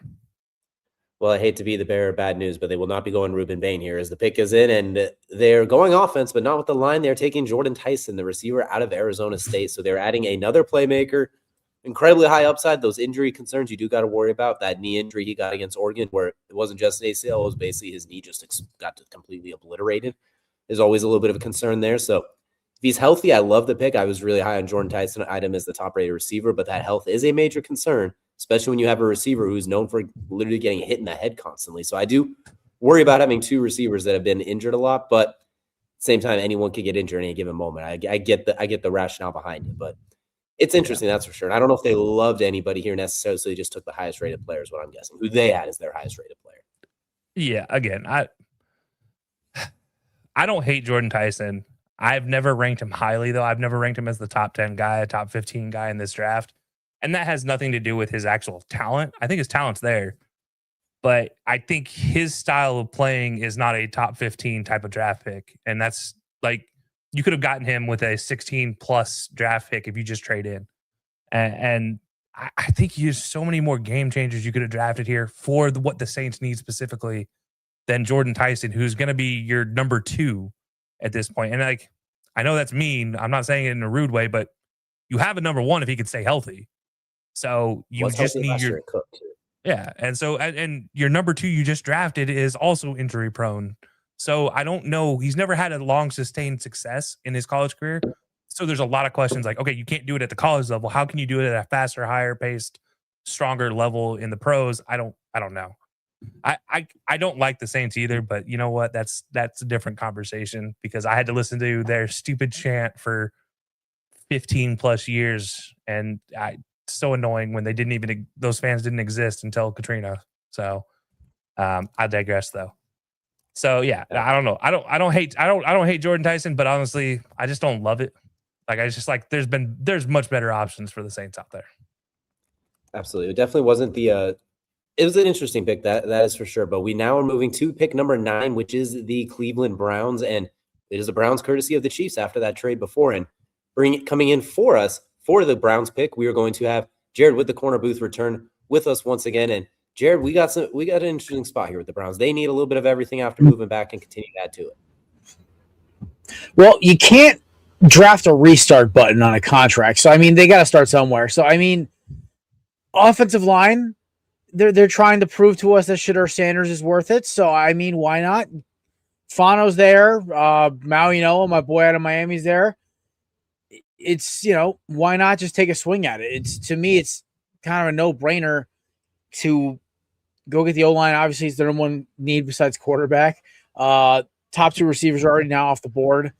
Probably too early to grab a corner. So, yeah, I think it's a pretty simple no-brainer here to grab O-line. Well, I mean, like, look, they obviously just traded back, getting 2 picks in addition to the trade swap. So you know they're going to do something long term. It's the Browns though we're talking about. When's the last time they did anything smart in the draft? So keeping that in mind, the question to you is: there's a 3rd receiver that has been ranked just as high as the other 2 in most cases. Do you think this is a Malachi Lemon sighting we can have pop up here? You can get him in the teens, man. I don't think it's really possible to take him that'd be the most Browns thing ever. But the problem is, I don't see it happening. I know mock draft has him before the teens. I would hold off. I don't know. To me, it seems really dumb to try to even attempt this. But I just say just go O-line. If the Browns will ever want to be good again, they have to start building that O-line. Yeah, I mean, realistically, I'm with you. I live near Cleveland. I hear these fans all the time. talk about how bad their team is and blah, blah, blah, blah. Well, you do it to yourself, Browns fans. And I'm sorry to say that. I'm sorry to be the one to break the bad news to you. I'll be a Browns bully just as much as I was a Saints bully. I promise. But, it's one of those things where you look at this as like, you have a lot of opportunity to do something smart. Like you just said, Jared, I think going and getting a tackle that you can maybe swap to guard or keep a tackle, either option is fine. But like, you also have just an all-world safety back there that you can easily take and figure out where you can fit him into your defense and Caleb Downs. I think that's a keep him in Ohio guy. They've done it before, and it's worked out well for him. I don't see a reason why they couldn't do Caleb Downs yet again, other than the fact they just don't want to. I know he's not on our position needs list, but there's a point where I'm like, best available versus positional needs. I feel like the best available is so good. Maybe you do. What I think just the issue is it's like they could easily make all these moves, right? But at the end of the day, how the last 4 teams that won a Super Bowl won the Super Bowl? Their offensive and defensive line are stacked. And they the other team, but well, yeah, obviously, but like, how do you do that? Your offensive line keeps your quarterback up, right? I was thinking about something with Downs and Bain. I think one of them falls into the 20s. I think teams getting scared. I don't know what Downs with the injuries and Bain with the car thing. Now it's my girl was asking me before the draft because I told her about the Aaron Rodgers story about 2004 with him falling all the way down and Geno Smith in 2014. I think this year it's gonna be either Baines or Downs who's gonna fall because they have these things that are gonna sit there and it's gonna or a team is gonna be like a Philly or Detroit or one of these aggressive guys will move up and attack. We'll maybe go get them, but I don't know. I could see Caleb Downs being the second safety drafted now. So some team's gonna freak out and go take the kid out of Oregon. Yeah, no, Thieneman. Yeah, and actually, I do like Thieneman a lot. Thieneman's like a top 12. I do too. I'm just saying Downs is a superior player when he's healthy. Absolutely agree with that. But I think you're right. I think that's a really good point to play. Now, how much is this Browns maybe questioning what they were going to do, and maybe even you and I questioning what they're going to do, have to do with the fact Jordan Tyson was just taken? Do you think they were banking on Jordan Tyson being here at 9 and not going to the Saints? Do you think that was maybe the case of why they traded back? I think they traded back to get more picks. That's in my opinion, because I think they're going to tackle. He's either Maui Noah or the kid out of Utah. And so the thing is, you move back. They're both going to be there. Why not just get more picks out of it? Make the smart decision. The guy you want is not going to be the guy you want's going to be there later. Just go back and get more value. Why are you trying to stretch and reach? No, that's fair. And the reason sometimes sometimes you gotta kick the lazy boy back and relax for a minute. It's it's not the worst thing in the world.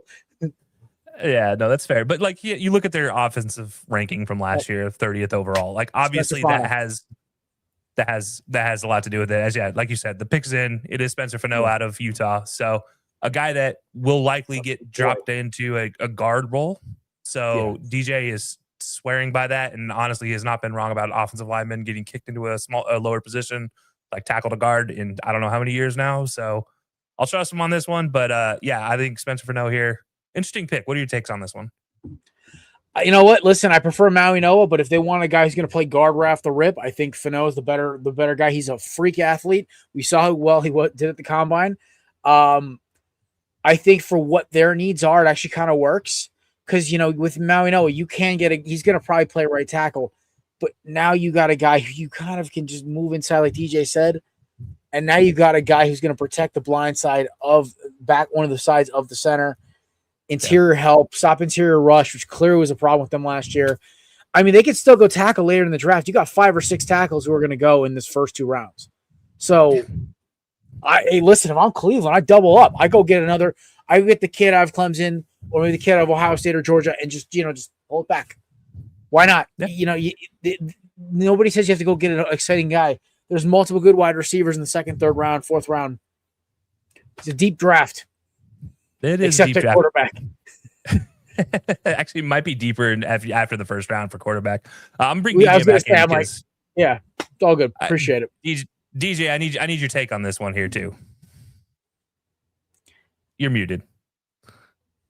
I'll keep mine really quick because the Giants pick has also been in, but I like Spencer Fano as a starting level tackle, but a potentially elite guard. So I think if they keep him at tackle, it's still a good pick. If it's at guard, you're safe. I think that replaces Wyatt Teller at his peak form. So I think I like the pick. Fair. However, Francis Mauigoa is the better tackle, I think. So it depends what you were looking for sure. But as the Giants pick is in, thank you, Jared. We will see you in again shortly. Giants pick is in. We're going to bring Nate and Brian in here real quickly. React as it's already been announced. Francis Mauigoa is who they decided to go with. So they're Wow. from Miami, and they decided to go with the offensive line. Last time they did this, they got you Evan Neal. So hopefully it goes better than that. But let us know really quickly what you all think. I mean, I like this. I like it. I would have rather Downs, but this is the Giants attacking both sides of the ball. I think they have questions with Eliminor at right tackle. You can always move over to guard if need be and have Manoa at tackle. I don't hate this pick. I really don't. Nate, what do we think? As I tell Brent all the time, if we were to, linemen aren't the sexiest pick in the world, so I don't get too excited when we get one. But at the end of the day, we want to protect Dart at all costs. Whoa. And I have to come back in for that one. Whoa. You don't blaspheme the Hogs, sir. I'm sorry. Right, I just don't. It's just not. It's not sexy enough for me. I like the skilled players, like Brian mentioned.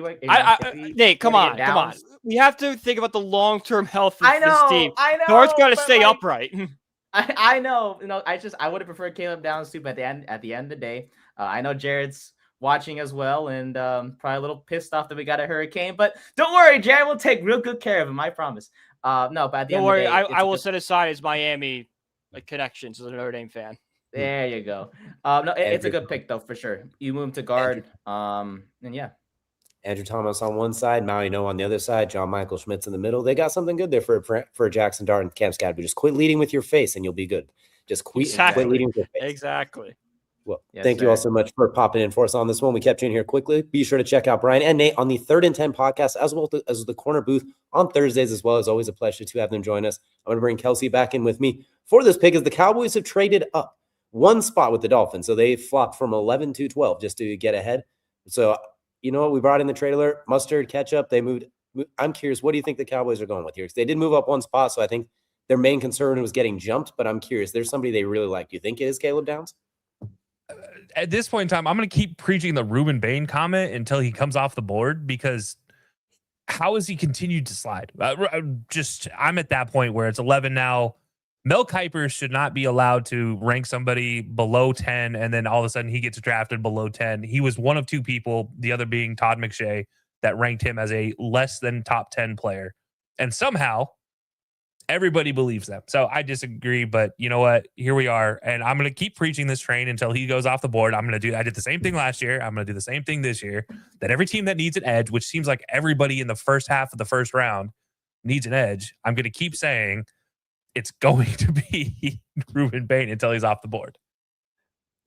Cowboys need 11 players on defense, basically. So, I mean, it doesn't really matter where they play. You just need defense. It's not a shot at Quinnen Williams. He's awesome. I know, we get it. I think they did bring in Rashawn Gary for edge, so maybe they feel a little more comfortable there. So I like Caleb Downs here, just somebody that could take the ball away. I think just somebody who has a nose for the ball. Ruben Bain's obviously a huge pick here. I have them as players 3 and 4 on my big board that was published yesterday. So if they go with either one of them, that's a hell of a pick and worth trading up one spot for, just to make sure you don't get jumped, to ensure you get one of those blue chip guys. I am very curious, though, because who they thought was worth which one. I do think it might be Ruben Bain, because why else would you trade up? Because you trade up to make sure you don't get jumped when you're going up one spot like this. It's not because they were going up like the Chiefs did to make sure it didn't slide. It's because you just didn't want to get someone to trade with the Dolphins. So I think it's Ruben Bain, but I want it to be Caleb Downs.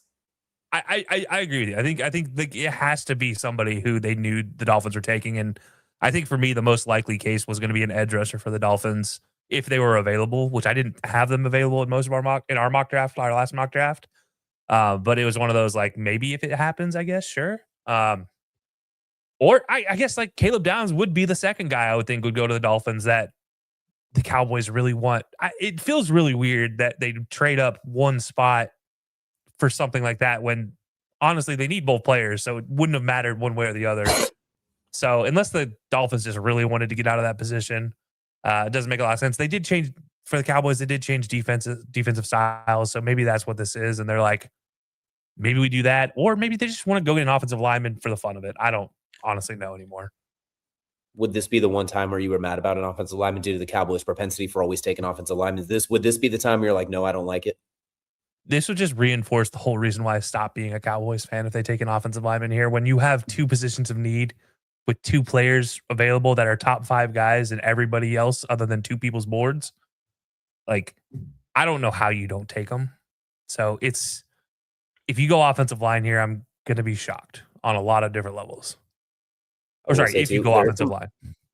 Wanted to jump into this comment really quick. Someone agrees with me that this was a good pick for the Browns. I think going O-line was really smart, and I think going that offensive line, I think Maui Noga is a better tackle, but I think Fano, gives them a little bit of leeway to play both. I just wanted to give the Browns a shout out. We always bully them, rightfully so. I will bully the Browns until the day I die, and it has nothing to do with anything other than the fact they moved the team away. The team was so bad. Like that's like the Browns franchise encompassed into a small ball is they moved the team away and then gave it to you out of sympathy. But no, you know what? I do think that was a great pick from the Browns. So yes, but as far as the Cowboys go, I don't know.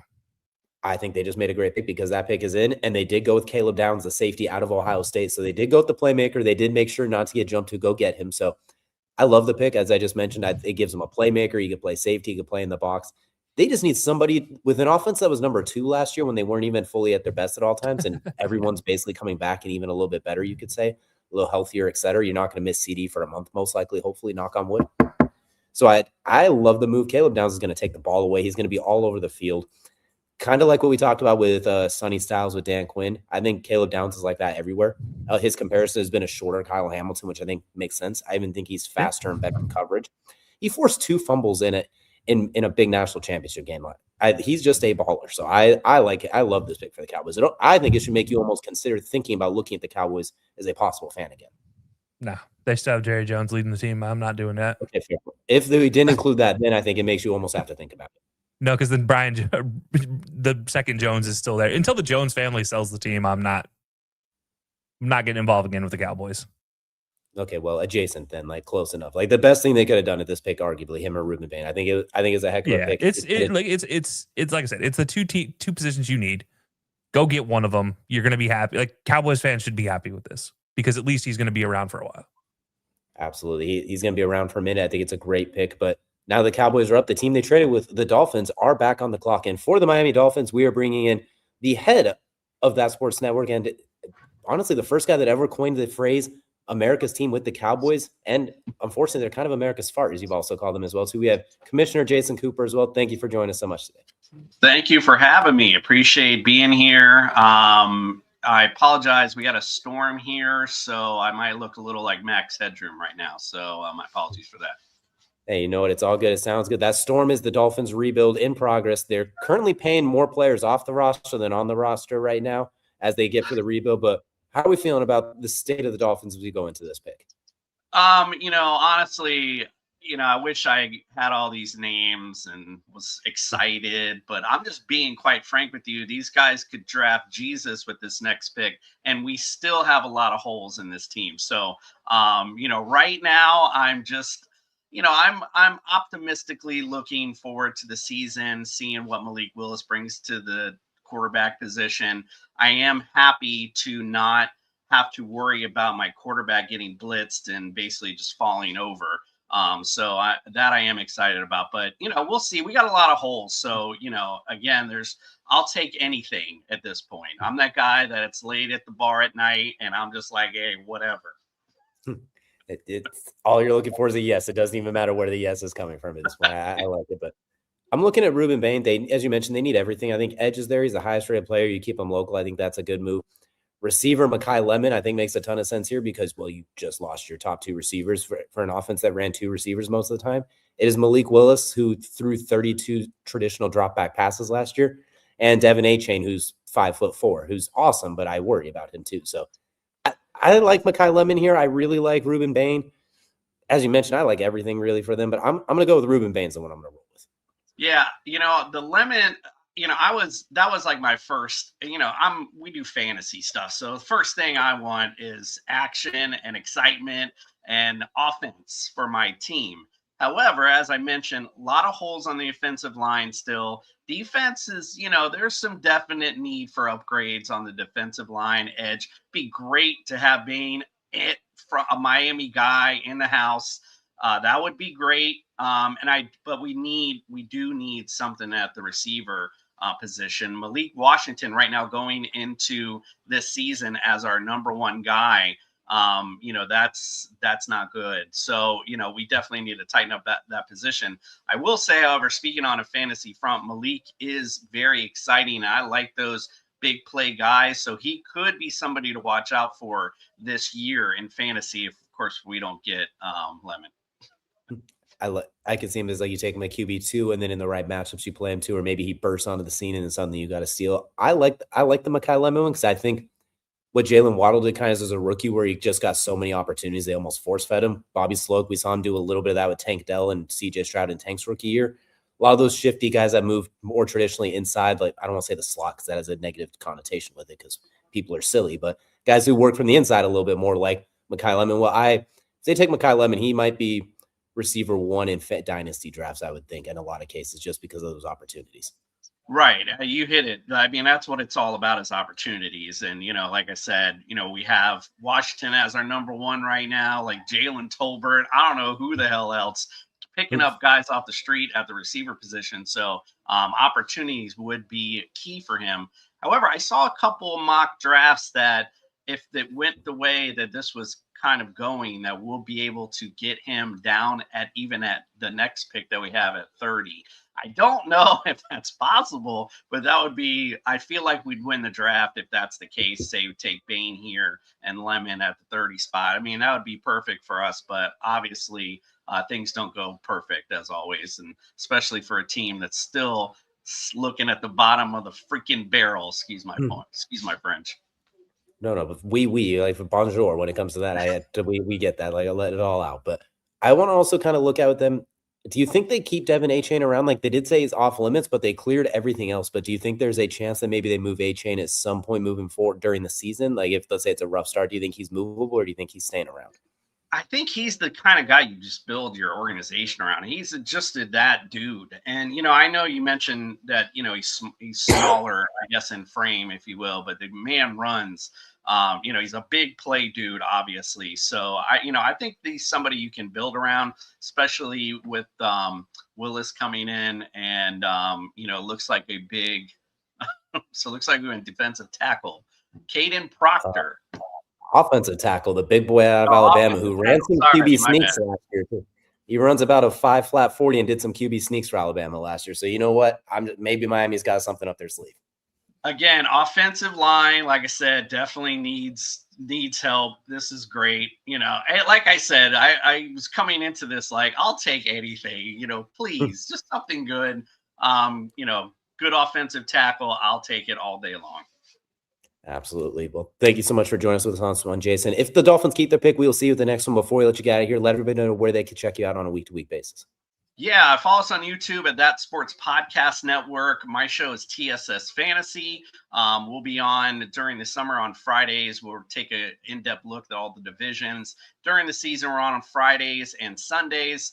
And we also have a couple of good shows over there as well with No Weddings in the Fall with me and Ben Troop every Wednesday. We talk college and NFL, and on the Blom Blitz with Deb Wickus also on Wednesday nights as well. So come check us out on That Sports Podcast Network.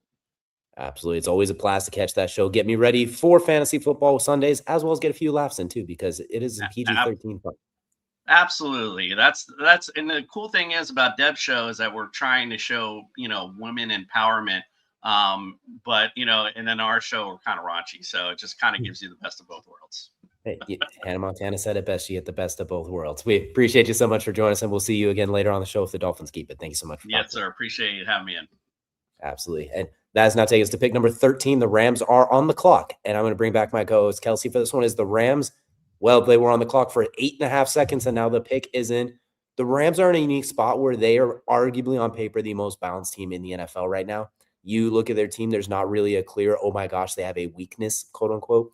Receiver could be a weakness, as we mentioned, like Devontae's getting old. Puka-ing right now, so we'll see how that plays out. So Mekhi Lemon's very popular pick here. Offensive line, you can never be too safe when your quarterback's 1,000 years old.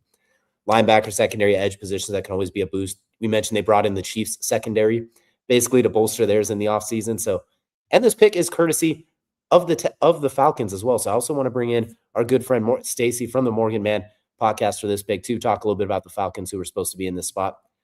And Stacy, how are we feeling about this one now? It looks like James Pierce, assuming he doesn't get in trouble, is going to actually be able to play next year. So how are we feeling about the Falcons in that pick? Oh man, I tell you, I feel tremendously better now. Yes, James Pierce definitely did get cleared of his charges. I'm glad of that, but overall, I'm glad to see him hopefully be on the team still and play this year. So that's a huge relief off our backs. But I hate that we're not picking day one right here. So it sucks. As we see, the pick is in for the Rams, so we'll go with the Falcons. One more question: the Falcons and pivot to the Rams. But when it comes to the Falcons, what would you like them to have taken this spot? We saw some very unique moves for them in the offseason, bringing in Tua. They did change up the coaching staff, brought in Stefanski. What would you like the Falcons to do moving forward in the draft in like second, third, so on? Well, it's really dependent if we don't get traded back into the top 32 right here. But if we're staying put, I would like this for it to go for a wide receiver. And because Drake London, he needs some help out there. There's no doubt about that. He's not Superman, but he's a close resemblance of it, but he still needs help. Especially with Darnell Mooney going to the Giants. They definitely need a little bit of something. Kyle Pitts took the right steps in the back half of last year, won some people some fantasy leagues down the stretch, really got it going. You have Bijan. So there's a lot to like there. I think a receiver in this draft is a good need since it is very deep for them as well. But we're now pivot to the Rams, who I start kind of tease a little bit early on, arguably one of the most balanced teams in the NFL, not really a whole lot of weaknesses. Where would you like to see the Rams to go with this pick at pick number 13, where they have a lot of options? Well, I would like them to go for offensive line because definitely the O-line in the playoffs, kind of fumbled at times, and Matthew Stafford definitely got in some trouble because of his offensive line. So really, I would like for the LA Rams to pick Markel Bell from the University of Miami for this one because I felt like during the playoffs, he kept his I guess stance, if you want to say, and kept Carson Beck well protected, and that's why Carson Beck was able to make his throws and secure some runs if he needed. And I feel like Markel Bell is the great option. But if they choose wide receiver, like you mentioned before, with like Puka and all that, I would like for them to go Jermaine Bernard from Alabama. So I wanted to jump on this comment. It says, watch LA take a QB here. And as we look at the board right there, obviously it'd be like Ty Simpson is probably the guy that they'd be looking at, or Carson Beck or something like that. I'm going to formally protest this. Why I said they don't have a lot of opening holes. I would hate to see them take a quarterback here. You're trying to win a Super Bowl. You really want to. This is where you go for. Yeah, pick number 13. This is a luxury pick. You traded away your late pick where you could have tried to get Ty Simpson or something like that. I think this is one where if they take a quarterback, that would be very, very, I'm not going to say stupid because it is the Rams. At this point, you said F them picks to go get Trent McDuffie. If you take a quarterback here at 13 in a draft that's not quarterback-centric friendly necessarily, where a very few teams have Ty Simpson as a first-round pick on their board, a guy who on paper is I won't say the opposite of Matthew Stafford, but Stafford's rocket arm, prototype, everyone's All-American from day one. Ty Simpson has a dead knee right now. He has a fine arm. He's very Brock Purdy-esque. I'm going to hate this if the Rams take Ty Simpson here. I think Ty Simpson's fine, worthy of maybe a later pick like the Cardinals coming back in. But if the Rams do this, I find it just kind of stupid. When you're trying to win a Super Bowl right now with a loaded team, I think they got to go something else here to be more productive. Am I being outrageous here, or does that seem kind of fair? Yeah, the rest of these guys, like outside of Ty Simpson and Carson Beck, this is not a good quarterback draft right here. I mean, yeah, I know what people say about Carson Beck, but Carson Beck has honestly been a legit guy. You just got to put him in a situation, and a good situation, and he's going to perform well. He's just got to work on his leadership skills. If they take Carson Beck here, I might blow a gasket because they could get him in the second, third round for a lot of those reasons you mentioned. If they take Ty Simpson, I feel like I'm going to have to take a lap or something. I'm bullish on this one. While I know they need a quarterback for the post-Stafford era, and I think in theory, if it was a deeper quarterback class, okay, take one here. But You've done everything to make a Super Bowl push right now. You brought in Trent McDuffie, Cam Curl, Jalen Watson. You were a hop, step, and a skip away from being in the Super Bowl last year. The only team that could even give you trouble was Seattle, and for some reason Carolina. But they got by Carolina. Then they beat. All you had to do was try and beat Seattle in Seattle at the end of the season, and you lost those 2 games by a combined like 8 points or something like that. You're making a push. I think you got to make this pick for this coming year. You built your entire organization on F them picks. You can't now say, well, let's think for the future. Like, we don't need Sid from Ice Ages to win. We don't need that here if you're the Rams. Makai, Lemon, Ruben, Bain. There's so many talented players here. I think I'm ranting about this because I'm worried they're going to take a quarterback now, and I'm going to hate it because it goes against everything that they said. They lost so many times. Put him in the right situation. All right, someone disagrees with you. Kev definitely is disagreeing with you. But the Rams pick is in. Goodell is at the podium. We're going to see who he's going to pick here very momentarily.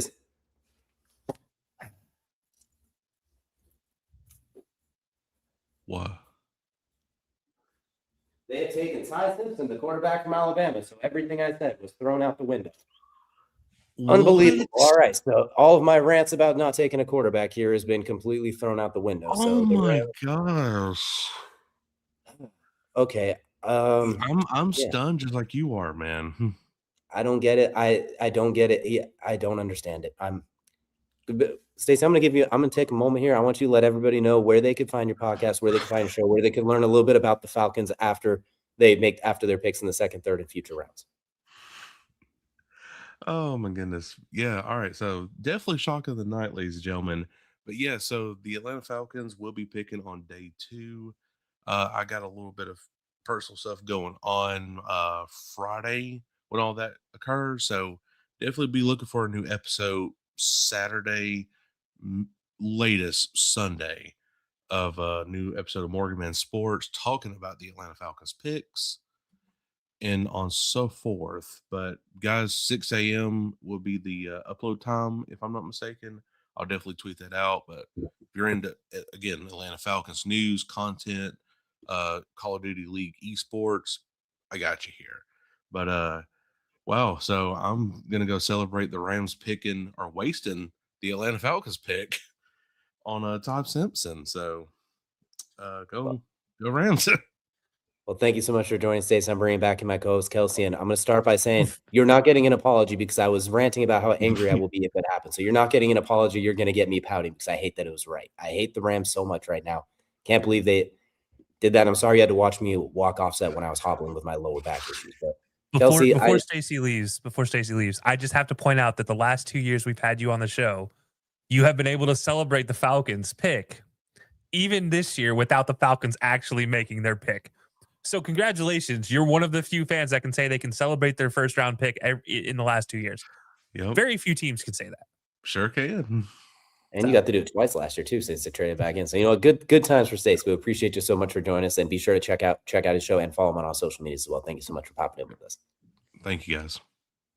All right, Kelcey, tell me I'm being irrational. Tell me I'm right. Tell me something about this. Like, what are we doing here? I made my soliloquy on the Rams are making a push for the Super Bowl. You got Ruben Bain available, put him with Jared Verse. You got Makai Lemon. You got so much tomfoolery. You got so many good players, and you went with Ty Simpson, who, if you really wanted, I'm sure you could have traded back. Like, I'm sure you could have got him. And like, why do we do this though? I don't get it. And I don't think it's a 600 IQ play. I'm so confused. Look, your guess is as good as mine. I look at this as like a let's build for the future situation, because maybe they're just like, I don't really care enough to try to draft anybody that's sitting here. So maybe we'll just get a 5th-year option on Ty Simpson and not have to trade back in. And that's the only reason they're doing this, is just what it seems like. If I'm being honest, this is like very odd. It just doesn't feel like again, I've talked about this in the top 10. It doesn't feel like a top 15 pick, but here we are. We're sitting here talking about Ty Simpson in the draft. And let's not forget, Ty Simpson coming into last season and at large parts of last season was the number 1, number 2 quarterback in college football. So it's not like we're talking about a player that's Carson Beck in this situation. We're talking about a player who is actually talented. While he did show flaws, I'm trying to make this a bright spot here. I'm struggling to get this far. But yeah, this is as good as I got. Is it seems like it's just for the 5th-year option, and they didn't really like anything else they saw because they didn't like Malachi Lemon. They didn't maybe like Ruben Bain because they already have their Jared Verse on one side, Brandon Fisk in the middle. They didn't need another edge, which I disagree with. You always need another edge. But yeah, I Rams gonna Rams, I guess. I guess F them picks means they'll F them picks even if they got the pick. And I'm weird. I'm one of the guys that actually likes Ty Simpson. Not as much as Dan Orlovsky. Don't get me wrong. Not that much. I liked him. I had him as pick 34 on the big board. So I think I didn't hate him. I thought he could be in the first round, but 13 to the Rams. You might as well just trade a pick 13 to the Chiefs instead of pick 29. Like you might as well have just done that at this point because you could have got him there probably when you did the Trent McDuffie trade. So Yahoo Sports just released their grade already for the Rams. It is just flat F. They didn't sugarcoat it. It's just an F. So they just said draft grade for Rams quarterback Ty Simpson F. It sucks because I actually like him. I'm one of the few people who does actually like him, and not this much, and not to the Rams. But the Ravens pick is in, so I'm sorry I ranted for too long. I'm rooting for the Ravens fans, so I'm going to cut us off momentarily to get the Ravens selection in. I'm sorry, everybody. I'm sorry, Ravens fans. We gave no points. Biggest thing is we take a look. Kyle Hamilton's mom, we're we're sorry. We appreciate you for responding to our emails, but we're sorry. Still the best safety in the NFL. And they go with Ione, the interior offensive lineman from Penn State, best interior offensive lineman on the board. The one we both put in all of the mock drafts. Makes a ton of sense. You lose Tyler Linderbaum. You bring him in to help that interior. Let Derrick Henry still get going downhill. Lamar Jackson running. Perfect Ravens pick. This should have been the Raiders pick, but I digress. But it makes a ton of sense for the Ravens. Yeah, I feel bad for our scroll guy for having to type Ione's first name in here. But yeah, honestly, good pick for the Ravens. You kind of this is the Ravens MO. You lose a piece, you draft a piece. That's just kind of what they do. It's best available in a situation that you need them. So there you go. Doesn't surprise anybody. If it does surprise you, again, I guess we have to have a conversation around talent. But yeah, it shouldn't surprise anybody. Where it does surprise me a little bit is Ruben Beta still on the board, and this is where they somehow managed to draft guys that should not still be on the board, but on the board like we saw with Kyle Hamilton. So I guess that is the one thing that mildly surprises me. But we're gonna move on from the sorry, you had one more thing. No, that's all I got. I mean, I was just laughing. I'm laughing because I for once I'm just like, all right, yeah. I mean, I can't make a case for Ruben Bain when I actually do kind of like this draft pick just for sheer 1-to-1 situation. Makes a ton of sense. But right now, the Buccaneers are on the clock at pick 15. The pick is already in for this one. I'm going to go ahead and bring in our good friend Jared from the corner booth is going to join us once again to talk about his boy Baker Mayfield, as well as the Tampa Bay Buccaneers, as they've decided to make their pick. And Ruben Bain's still here. Keep him in Florida. Makes a ton of sense. They need edge. They need it just seems like a match made in heaven for me, or at least hell for most quarterbacks. I have gone ad nauseum how much I love Ruben Bain as a prospect and as a player in the locker room and what he's done for Miami as a defense. And obviously his offseason stuff with what happened in 2024 or 22, whenever he was a little younger. It's awful what happened. And that young woman and everything else and how she passed away from the car accident. But at the same time, it's like, if we're just keep it strictly football right now, dude, Bain's the best player on the board. And Tampa Bay, if they're going to get back to their winning ways, they need to be able to get after the quarterback. And I think the best player on the board is number 4 from my Miami Hurricanes. So I'd love to see him go. I love for him to go to Philadelphia. I know it's not going to happen, but definitely would love to see him get drafted here. Still be a top 15 pick because I feel like the kid is just his motor doesn't stop. It's actually my pro comp to him was Brandon Graham with a little bit of like extra spice, like a little more pop, a little more like pure edge rusher mixed in. But I like what he would bring to the table. I'm a big fan. I had Bain as number 4 on the big board I published yesterday. I thought he's very unique. His skill set was great. I know the arm length thing people are also throwing a fit about, which I think the way he plays, the way he's able to bull rush and get inside and bend, it's not as big of a deal. But yeah, I'm just surprised he's still here. Guy used to be a problem. It's crazy to me. They do need to replace that. Levante David's gone. Jamel Dean is gone. The front line got really old. Like they were so loaded up for that Super Bowl run and since then have aged out. Todd Bowles kind of on the hot seat too. Like I think the fact that he's listed as their defensive coordinator and head coach, you can tell it's getting steamy in there. That's why he put him. That's why he lists himself as a D coordinator on their website too.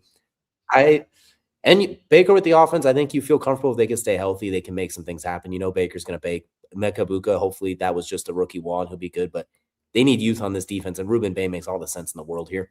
Maybe if they wanted to go somewhere else, they could look at maybe bring in one of the Tennessee corners, since I guess they could use some help there too. In typical Buccaneers fashion, they could bring in Mekhi Lemon and just continue to just have a ridiculous receiving core. But I think we're in the same vein with Ruben Bain. But while you're here, while we're waiting on the pick to be officially announced, did I overreact on Ty Simpson? Was that accurate? Was that overkill? No, they could have got him in the second round. I don't understand. Like, okay, so, and your co-host's slander on Carson Beck literally makes my blood boil. But I mean, listen, I watched that man help my team get to a national title, and if his throw is 6 inches higher, they're Miami's national champions. So I mean, what do you want me to tell you? All right, he got them there, but at the same time, pro prospects, I like Ty Simpson. He's got a great upside. You know, we could talk about what Dan Orlovsky said multiple times and how he's like gushing over this guy. But in reality, the drop off between Mendoza and Simpson is multiple rounds. I think honestly they could have gotten him if Pittsburgh wasn't going to take him at 21, which I mean that was always where I had him going. But I could see them. Why pull the trigger, especially if you just said you went on this whole spiel about how the Rams are making one more run. I love that. My hatred of Sean McVay is well documented on many podcasts. Watching them squirm and do this, I love it. Nick Sirianni permanently owns real estate in McVay's backyard. I'll keep that running. But so I just want to point out that I wasn't the one that said this. That was not me. Also, you can't deny the fact he does look like Sid from Ice Age. The man is literally Sid. That's all I said. Fine. That's all I said. Also, just a point of Ty Simpson, and this is just because Jared, you're also a betting guy, and DJ, you're a betting guy. His over-under on pick was 29.5. Oh, my God. For this draft. So just something to think about. I'm going to disappear again. I had him in the second round into my mind. I just wanted to disrupt everything just to give you guys that information. Lord. I had him as the 34th best player, and that's because I generously did like some of his skill set, but not the Rams at 13. Like the Steelers, like you said, makes sense. The Cardinals coming back in, a team that really needs a quarterback, not a team we have 2 years we're going to try and win 2 Super Bowls with the reigning MVP at quarterback. The Rams needed Puka's in rehab. Go get a receiver. Devontae's 1,000 years old and missed a bunch of games with a hamstring injury. You ran 13 personnel more than everyone last year. Get Kenyon Sadiq, who's the fastest. Listen, don't get me started how much I like this, what happened. Okay, I'm happy this happened, all right? And listen, I think the only person who hates Carson Beck more than Kelcey is freaking Kevin. Oh, my God. I don't know if he's the only one, but he's definitely, I think he has him beat for sure. Look what you did. You started a war about the guys who's not even supposed to be taken in the first round. You know what's so funny? I'm going to tell you right now. I'll make this bold prediction right now. And they can yell at me all they want. I think Carson Beck will have a better pro career than Ty Simpson. I'm going to tell you that right now, just off the rip. Well, if he does, then it just makes me even more mad that the Rams did this even more. So when I love that the Rams did this. Are you kidding me? This is great. And I'm hating. I'm mad and I'm loving this because of my hatred of Sean McVay. I used to love the Rams back when they had Todd Gurley. They were one of my favorite teams to watch. And then McVay came in. I hear his whiny voice every freaking press conference. I can't stand it. So all the homies love Todd Gurley. That is for sure. And by the way, all homies love Todd Gurley. Is staying in Florida. Tampa Bay makes a smart pick. Ruben Bain's going to Tampa Bay. Perfect fit. Potential rookie of the year caliber, defensive rookie of the year incoming. It's a perfect fit. Todd Bowles might just save his job with this one, just because I think he's going to find ways to get after it. Makes a ton of sense. So I'm so happy for this kid. I basically watched this kid grow up in Miami. I watched his first start when he was like barely 18 years old, still making plays, wrecking 22-year-old defensive linemen. You know what? I'm really happy to see him get drafted because this is one of those like when you're a fan of a college team for a few years, you start to actually follow like the younger kids and they actually stay in the program, even through the transfer portal. Bain stayed, and I'm really happy for him. And I think he's going to be an absolute menace to society in Tampa Bay. I think he's going to absolutely like love Todd Bowles' system. And he's going to be a problem. This is a great pick for Tampa. This is their best case scenario. Seriously, it is. And you don't have to worry about getting cold too often because it's going to be warm down there. And the NFC South is primarily warm. So he doesn't have to try and adjust to the snow. But thank you so much, Jeff, for popping in. Glad we were able to get you here for your favorite player in the draft getting taken and getting to stay in his home state. So we'll see you again here shortly as I'm going to bring in my now noted hater of Carson Beck co-host Kelcey for this one. As the Jets are on the clock, we will not have Matt join us for this one. He did tell us a little bit about what he'd like to see earlier after their early pick, where they did take David Bailey, the top edge in the class, depending on who the rank who you talk to. The Jets pick is officially in, so they wasted no time. How are we feeling about this one? Because the Jets, in a lot of ways, can go a few different spots. They didn't to think they were this close. They could have got Ruben Bain and David Bailey. How interesting could they were this close to possibly pulling that tomfoolery off? Yeah, that would have been crazy. But you know what? They didn't pull off the magic that maybe every Jets fan was starting to hope for once it got to 14, 13, and 14. We just saw Ty Simpson come off the board.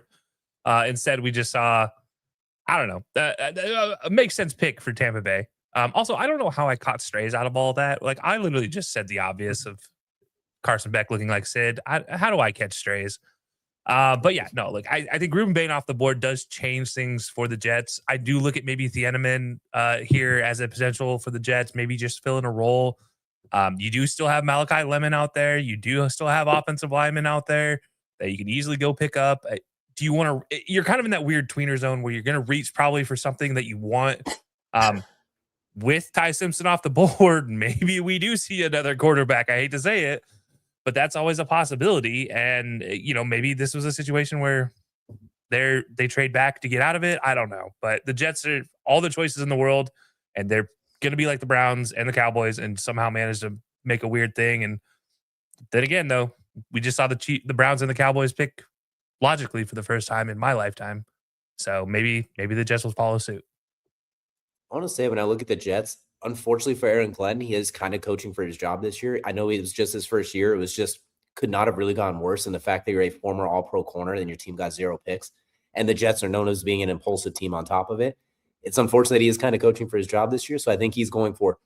We can't properly tank to go. We can't tank to go get a quarterback. We got to hope the Colts tank for us and we use their pick. He kind of has to be. They have to be respectable this year, and it's weird to say that because no team besides the Dolphins right now, by the looks of it, actively tank, but I think this one he's feeling the pressure. They need playmakers on offense. When Garrett Wilson led the team in receiving, and he missed 6 games, and he led it by a comfortable margin. Not like it was close, and it's not like he was doing Jamar Chase numbers. He had 4 touchdowns and 600 yards, and he led the team. They need playmakers. Mekhi Lemon, Geno Smith is there. When he's not down, he's pretty good, which is when it's not cloudy out, it's sunny. I know that doesn't. His good moments are not too bad for Geno. You kept Breece Hall. I like Garrett Wilson when he's healthy. Offensive line, you could definitely use that, obviously, but you need some. Mekhi Lemon, Denzel Boston, dare I say Kenyon Sadiq if they really want a tight end, because I don't know who's playing tight end for him at this point. Nobody that I could think of. Maybe you go running back. There's not really a running back here I'd like, but maybe the other kid, Price from Notre Dame. Maybe they go Chris Bell, the fast receivers coming out with injury. Brazel, I believe, actually. I think the playmakers are really much on the board right now. Just anybody to make a play. So it's not just Garrett Wilson unless you're our only hope. I like the Kenyon Sadiq pick. He has been his actual ranking in the big board is around this area, but it's probably not. So I don't know. Based on your lip, though, it is him. It was in the middle of us saying it. They ran through it quick. So they take these super athletic tight end out of Oregon. So like I said, I like the pick. He's a big time playmaker. You can move all over the place. And Frank Reich's going to love that. He loves tight ends. Well, and it makes sense. And especially with somebody like Geno, who we know he does like to throw to tight ends. He does like to use them. And Frank Reich tends to run off of play action, and that leaves the tight end open in the flats. We all remember when Andrew Luck was quarterback. He loved throwing to his tight end. So I think this is a situation where you're going to see a lot of that. And with what they have with Geno, it's not like it's the worst situation with Geno. It's serviceable. I'm glad they didn't reach for any really weird position. This is kind of a best available. I'm sure Matt is like, okay, I can accept this because this realistically isn't the worst thing they could have done. There are much crazier decisions they could have made, but yeah, I don't know. I don't hate this at all. It is interesting, that is for sure, but I don't really hate it much either. Like you said, I think you just need somebody to make a play, and he's pretty good. So the Lions are now on the clock, and their pick is officially in. So they found somebody they like, and they ran him in really quickly. So we're now transitioning to the Lions, and for the Lions, we're going to bring in the co-owner of Belly Up Sports and an avid Lions fan himself, Blaine. You will be joining us here to talk a little bit about the Lions. And what I'm really curious about, too, as we look at the Lions is they have a history under Dan Campbell of offensive linemen, gritty, bite kneecaps, etc. But unfortunately, all of a sudden, that offensive line's a little bit deteriorated, not quite what it once was outside of Penei Sewell. So I feel like offensive line is the pick here. What do you think they should be looking at? I 100% agree with you. They need some Iron Man up front, because now with Gibbs being the only person, he's going to get a lot of touches, and he's going to need that. He's going to need that room to make some plays. We've seen it too. You don't need to give him a lot of space. Just let him get past the line, and suddenly he has 4 rocket ships up his butt, and he could take off and run away from anybody. We saw it in that Giants game where he just somehow – he wasn't even. He's leaving. He's looking at you when he's leaving. They're going to run the ball. Jared Goff's not going to move, so you need to pass protect. So I think guys like Monroe Freeling, Blake Miller, et cetera, make a lot of sense here. Defensively has been killing them too. So I think defense makes a lot of sense. I'm curious, is there any players in particular that are still left who are like, yes, please go get him. Don't think twice. Because they like somebody. The pick was in before we even got you on. Yeah, I would say from a defensive side, they need to complement Aiden Hutchinson. I think they need some Bash Brothers type of action, one on the left, one on the right, kind of like a Ferrari and an M1 Abram tank, if you will. But I think that's one of the positions that they need that they can make that pick there.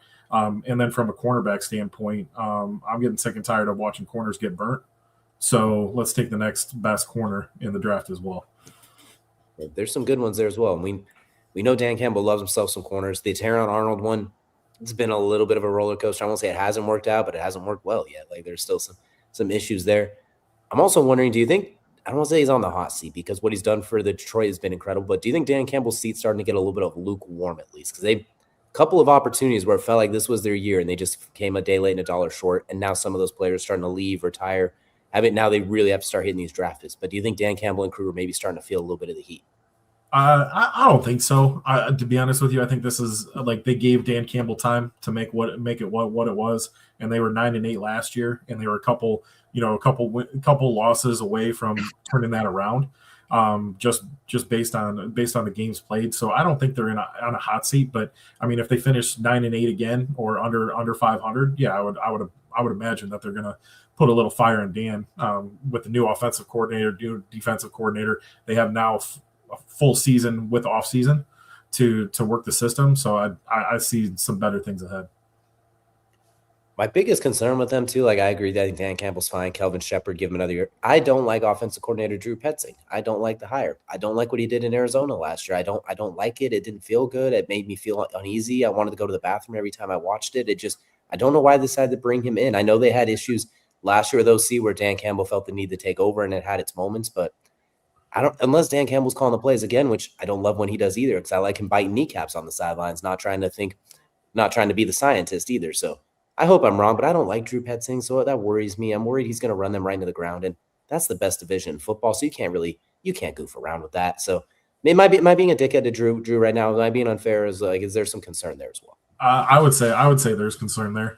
Just from you take Ben Johnson to what we have now.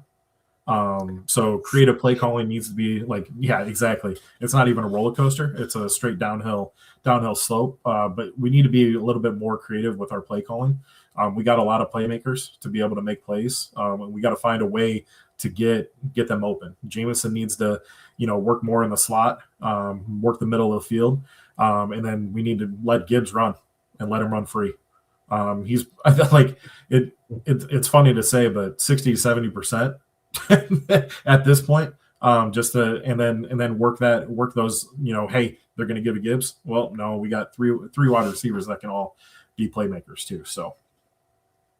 Absolutely. And the pick is in, and it looks like they are taking Clemson offensive lineman Blake Miller, the 6'6", 320-pound offensive tackle from Clemson.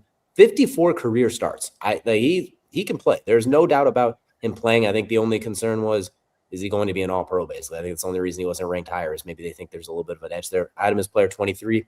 Great pick for the Lions. It fits, and he's played left tackle the entire time. So if you want to think about position switching, Panay gets to stay right. You put him at left.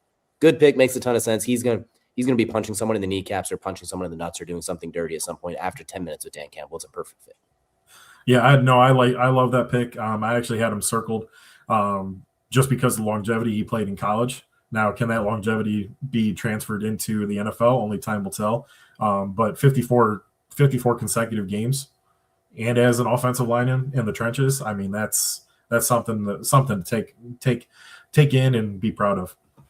Actually misspoke on that one. He played exclusively right tackle at Clemson, so maybe Penei Sewell will be going to left, which if that's the case, your best offensive lineman is going to be at left tackle, which, oh no, he's went from the best right tackle in the NFL to the third best left tackle. Like either way, it's a smart move, and he's going to enjoy blocking for Jared Goff, who you know where he's going to be, as opposed to Cade Klubnik, who's a chaotic mess on a minute-to-minute basis sometimes and made me look stupid for thinking he was going to be good this last year, but I digress. But Blaine, thank you so much for joining us here. Congratulations to the Lions for continuing to build in the trenches. Great pick. We appreciate you for popping in with us. I appreciate it. Thanks for having me. Of course. And bringing back in my co-host, Kelcey, is the Lions, kind of like your 18th adopted team that's not the Cowboys sometimes, bringing in an offensive Whoa. lineman, arguably the best on the board. They're like 3. They're not that right. far down. All right, top 5 adopted teams out then. But they brought in what do you think about the Blake Miller pick? I think I love the pick, honestly, because they needed offensive line. He's the best I have on the board. Fat guys getting drafted, always a great thing, especially for Dan Campbell. I think I don't need to like really make this overcomplicated because Dan Campbell won't make it overcomplicated. He's going to say the same thing. Punch them in the mouth. And guess what Blake Miller likes to do? Punch them in the mouth. So it works out pretty well. I think for the Vikings, it's you got a lot of problems that you need to fill in holes. And it's not like major holes, but like you need depth. You need somebody that's going to come in. Like they can't rely on Shepard to be their number 5 offensive lineman. They needed somebody solid there. This solidifies that other tackle position.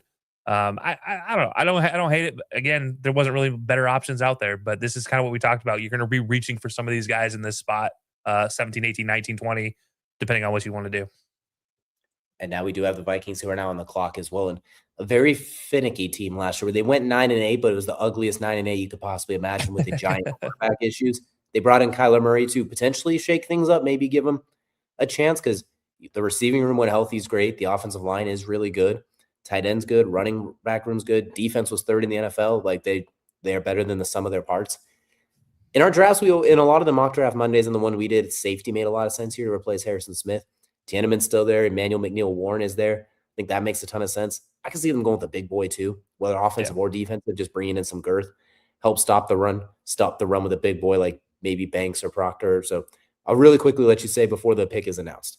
What do you think? Yeah, I mean, I wouldn't be shocked if this is something completely off the wall. We go back-to-back Clemson guys and get Peter Woods sneaking in here. If we're being completely honest, like that would be a Brian Flores pick if there's a Brian Flores pick to be. Well, hey, I'll give you some props. You did get the right position, but they decided to go with a little bit more thickness. They did go Caleb Banks, the big defensive tackle out of Florida, which maybe a little high, but you know what? I can't really complain because you want to stop the run in that division. He's going to stop. He's going to do a lot of good for you stopping the run. They kind of missed on some of the defensive lineman signings the last couple of years, like Javon Hargrave, Jonathan Allen being released. So I get it. You don't let Jahmyr Gibbs run up the gut. Don't let the Bears learn how to run up the gut. Don't let the Packers and Josh Jacobs run up the gut. Clog some space. It makes sense. 330 pounds, 6'6". I don't hate it. Yeah, and you got to get the ball back somehow. Give Kyler a chance because 9 wasn't doing it last year. So you got to hope 7 can do it this year. But yeah, their offense needs a lot of help. So the best thing to do is help out an offense is to help out a defense. Not that their defense needs a whole lot of help because Brian Flores has people in a washing machine and a blender. So it'll be interesting to see. But yeah, I like the pick. Stop the run at all cost. Keep you going, and especially those cold winter nights in the north. Absolutely. Not in Minnesota. Every other stadium though.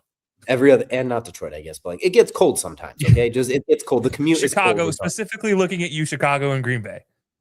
But mainly yes, and then the commutes to Minnesota as well. Like just it gets cold and be ready for it. But we're now moving to a place that does not get very cold, but it does get rainy, but it does not get cold.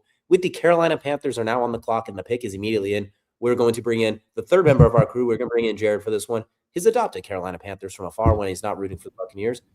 Maybe not so much, but Carolina's on the clock. The pick is in. They have a lot of different ways they could go with this. They spent 17 Brinks trucks on defense this offseason. They backed it. They brought in an all-pro linebacker in Devin Lloyd, which is great. And brought in Jalen Phillips with, boy, was that a rich contract. But how are we feeling about Carolina at this point and some of the draft picks? Line. Protect the quarterback. Listen, Bryce Young and that running game was exceptional last year. Build off that.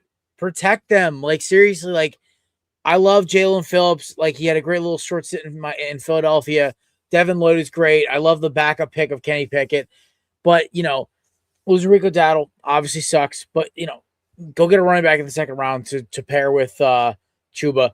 Dude, the Carolina's in a great spot. They have a lot of picks. They spent a lot of money. I think they're this year's NFC South winner. I think this is the team that wins. I love what Canales is doing with this roster. This is not rocket science here. I just want to talk about who traded up behind them next pick. But we're getting, dude, I'll be real with you. Carolina goes O-line. It's to me, we're having a run on O-line the past couple picks. Obviously the Lions the Vikings kind of broke that up a little bit going with the big fella out of Florida. I did not have him even as my number 4 D tackle. I think it's my number 40 tackle, so they could have waited a little bit on him, but here nor there. But with this one, I like the kid out of Georgia. I think he's probably my favorite guy left on the board. Monroe Freeling, even I have a second round grade on him. So no, I get it. I'm looking at. I have Monroe Freeling as the top offensive lineman left. I think it makes a ton of sense too. You need offensive line, keep Bryce Young upright. Makes a lot of sense. You mentioned too, we do have a trade alert. We do have a trade that is coming up right after this Carolina pick. Once it is made, trade alert, which always seems to go well. I don't know why it keeps happening, but they keep doing it anyway. The Cowboys and the Eagles have decided to make a trade for pick number 20, which will be coming up right after the Panthers pick. And I don't know. The three guys that they were rumored to go after all have been picked in the teens: Downs, Bain, and Sadiq. So now it's like, who are they going after? It's not a wide receiver. I still am holding back on my conspiracy theory that now the Eagles are going to hold the Patriots hostage until June 1st and say, now we're good as payback for the tampering. But whatever. Because I guarantee with that first round schedule and that lack of and that loaded AFC East, I think AJ Brown's getting cold feet. But that's a whole other thing. Also, can I just say that AJ Brown never asked to be traded? It's all been Rossini, but whatever. Well, we'll talk about that in a moment. No, I know. We'll talk about it in a little bit. But I'm excited for what's happening next. But Carolina to me it's O-line. They got to go get a tackle. Just do something. Makes most sense. Maybe if they took a receiver, I could almost kind of get it to give someone Tetero, McMillan, because maybe Mekhi Lemon, they play different spots, different type of things. Maybe I could see it. And maybe you really believe in like your second round offensive line, your ability to build there or something. I could see that, but we're in agreement. I think offensive line is the best thing you do. Bryce Young's, I thought he looked really good down the stretch last year. There's not perfect, but very good. Maybe not what you hoped for all you gave up, but still very good. So I think you keep him, build around it, give him some more opportunities. Let him stay upright. He can scramble and move a little bit too. And Monroe Freeling's big, but he's not 6'8", so you don't have to worry about getting lost back there like if it's Caden Proctor. You don't have to worry about him getting stuck. It is Monroe Freeling. They do take the offensive lineman out of Georgia. Makes a ton of sense. Pretty much we just talked about best offensive lineman left on the board. Makes a ton of sense. So good on the Panthers. I think this definitely gives them a very good chance to repeat as division champs. And Monroe Freeling, I expect to grow throughout the season, as we saw it only really 1 full year starting in Georgia. I think he'll continue to grow moving forward. Yeah. So I like Monroe. Okay. Yeah. All right. Well, so next up, the Dallas Cowboys should be on the clock, but as we mentioned, they decided they wanted to trade with the Eagles again. So the Eagles are now officially on the clock. So Jared, you've been waiting all night for it. The Eagles are on the clock a little bit earlier than sooner. You mentioned that the guys you expected them to trade up for are no longer on the board. The pick is officially in, so they wasted no time. I'm going to throw some names out there. I don't know if receivers high on the list, but I can see them looking at some of those corners, maybe like Colton Hood or one of those guys. Maybe they really like Mekhi Lemon. I think he could play with AJ Brown and Devontae Smith. I think he'd do a lot of similar things. Or Omar Cooper, who could be very versatile. I don't know if you trade up for them, though, is the catch. Maybe Dylan Tiedemann, bring back another white safety back there to try and bring back some exciting whites to whiten it up a little bit. That makes a little bit, maybe TJ Parker, but maybe your boy Akeem Mesidor. Maybe they try to hammer it home. I have a feeling it's Lemon. He's the best player on the board right now, and if this is the end of AJ Brown, Philadelphia is not going to win the division next year, and they probably will be a first round exit. But whatever. I love to be proven wrong. I like Lemon a lot. I think he's a great player. I think that's who they're trading up for. Shefty just tweeted it. Yep, it is going to be Mekhi Lemon. So they will be bringing in the star receiver out of USC. I like the player. I think him and Devontae Smith will work. I think if they're going to go receiver, you got a really good value pick here. I had him as player number 14. We'll see what happens with AJ Brown. Maybe they still try and just load up that receiving room and maybe they want to go like 5 wide or something. We'll see. But interesting pick, I guess. I don't hate it if I'm the Eagles. I think it does signal AJ Brown's maybe a little more possible to trade or move, but you could keep all of them. You really could. You know what? It's a really unfortunate thing. I mean, listen, I like this. He's a weird dude. And listen, weird dudes work in Philadelphia. They have for years. Interested to see how they want to use him. I mean, like his archetype to me is Amon-Ra St. Brown, which is great. Big fan of that guy and his play. I don't know. I'm in a mixed bag of emotions right now because I at the same time it's like AJ Brown probably is one of my favorite players on the Birds right now, and obviously it's the fact that his entire chemistry got ruined because of tampering, and now they're going to get away with it, and it's just a whole whatever. But listen, I'm excited for Malachi Lemon. I think he's going to be great in this Sean Mannion offense. I think that basically he's going to be a menace when it comes to balls over the middle, route change directions. I've watched this kid run a sail route, whip route, everything in between. His offensive repertoire at USC was great. So you know what? Listen, I'm going to try to be optimistic about this one, and then we'll see what's going on with it. I think Mannion's going to get the best out of this kid, and I think Jalen Hurts is going to get the best. I think he's the best player on the board over like an Omar Cooper or something like that. So I'm with it. So welcome to the Eagles, Malachi Lemon. What I also love about it is he will stick his nose in there in the run game. He will hit linebackers. I do He'll hit appreciate edges. that. He's a Saquon blocker. Barkley is going to love that. Sean, man, they're going to love, they're like, Devontae, you're 40 pounds. We don't need you even trying to block. We know you can, but get out there and stay alive. Makai's going to go smack somebody. So I like the pick. Thank you for popping in here, Jared. For the Eagles, stick with us for back-to-back picks. We'll see you again in a handful of moments for what might be the Browns pick unless they trade again. But right now, well, we have the Steelers on the clock, the hometown team. As the clock is winding down, I'm going to bring back in my co-host, Kelcey, for the City of Bridges.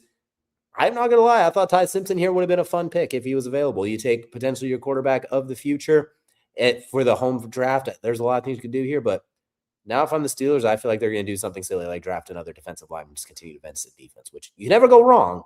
We saw it last, could only throw only so many things, or maybe Dylan Tiananmen because they need secondary help as well. There's a lot of ways they could go. Yeah, take your pick. I'm expecting somebody big and that hits really, really, really hard. That's just the Steelers' motif, and they're in Pittsburgh for the draft, so it's going to be something fun to do. Let's go draft somebody new with a new head coach and a brand new style. I don't think they're going to go get a quarterback. Mike McCarthy is not a quarterback whisperer. If anybody tells me otherwise, I'm just going to point to his years in Dallas and his years after Aaron Rodgers. But let's not get carried away. This team does need a quarterback, so honestly, I wouldn't be shocked if they decide to pull something crazy. Garrett Nussmeier is out there, and if you want to talk talent, much more talented than Carson Beck as far as all-around thrower. It's just a difference in styles. He just works better for the pass around Mike McCarthy style. Carson Beck would be a much better play action, hand it off 2 to 3 plays, and then throw a pop pass, things like that. That's Carson Beck's style. For what Pittsburgh and Mike McCarthy will like to do, it's going to be a passer. So if they do go quarterback, don't be surprised to see a shock with Nussmeier sneaking his way up here. But I don't think that's the case. I do think they go secondary here. The odds of it being anything else would be kind of shocking, but it does feel like it's a Tiananmen situation.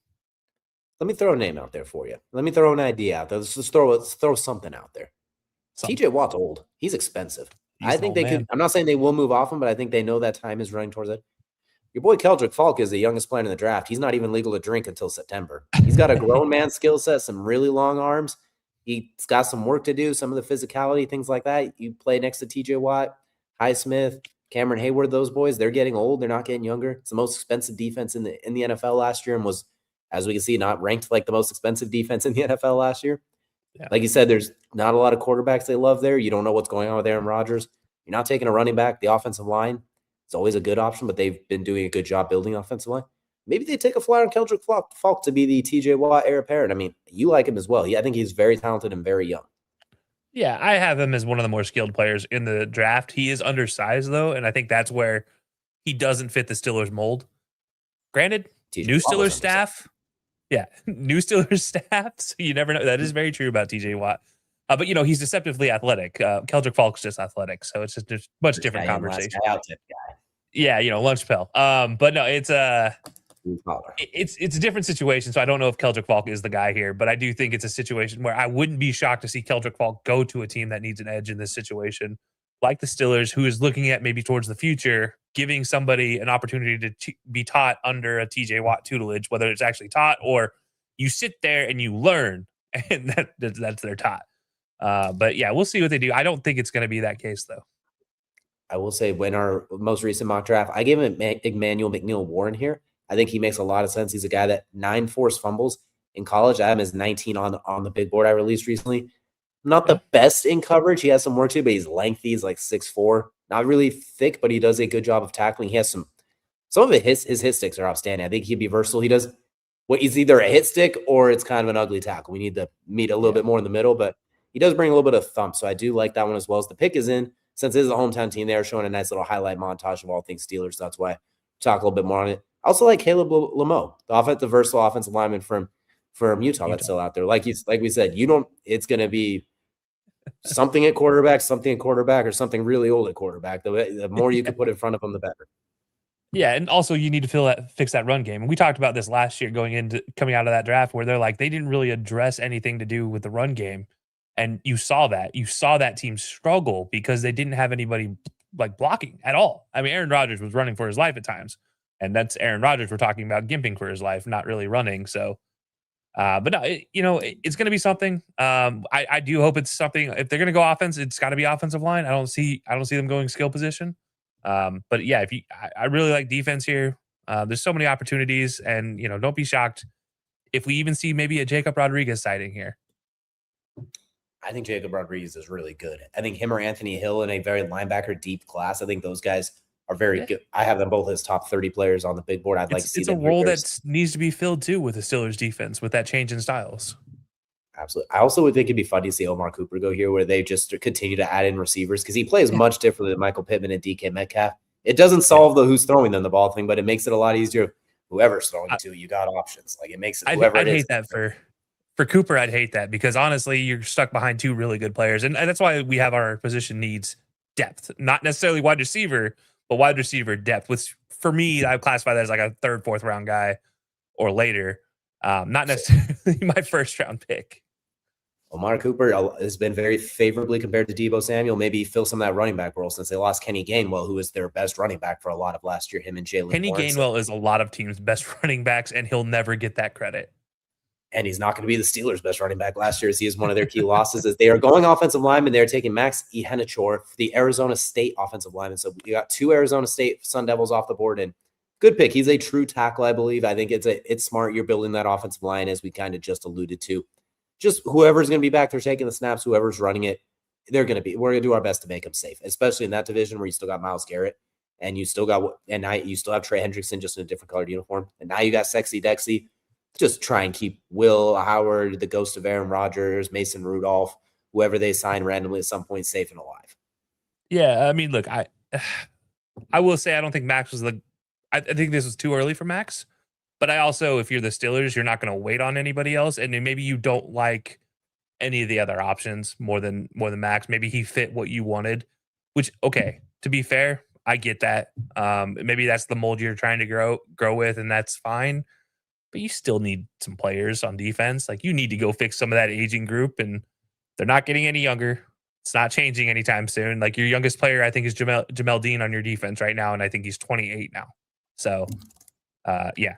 Good luck. So, but I don't hate Max being the pick here. I think offensively he's a very good offensive lineman. I won't say he's the best at all, but definitely a very good offensive lineman.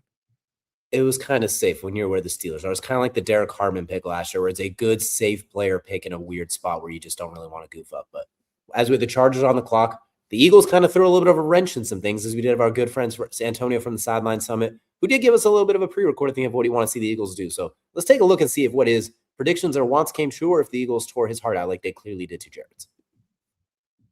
From the Sideline Summit podcast, I want to say thank you to DJ and Kelcey for giving me this opportunity to make the pick for my Philadelphia Eagles. Let's get straight to the point. The two things they need to cover this offseason, or in this draft in particular, what they could do is find a Leighton Johnson replacement, as his retirement could be any season now with him getting up there in age, and then they need someone to go get that quarterback on the other side of the ball, as last year it wasn't exactly great, or what everyone thought it may be from some of their younger players not taking that leap that we may have thought. Some guys that could be out of range at this point to eventually replace Lane Johnson are Spencer Fano and Monroe Freeling. I think those guys are definitely top 15, I would have to say, is where I realistically see them going, but you never know how things may fall. You never know, maybe the Eagles have already traded up to have this pick already. And then on the other side of the ball, Keldrick Falk is someone who might be just slightly out of their range, but I really do like his bend, his movement. I think he has good hands. And then Akeem Mesidor is someone, similar things, good frame. I like his bend. I think he could really grow at the NFL level. Now let's talk about some guys who are maybe a little bit more realistically in this range. Cassius Howe, we had an incredible season for Texas A&M. The film was incredible there. Double-digit sacks. He had himself an All-American season. Blake Miller is another guy I could see them heavily pursuing if he manages to be on the board. He might slightly be out of the range, but hopefully he's still on the board if they're more so leaning towards building the trenches on the offensive side of the ball.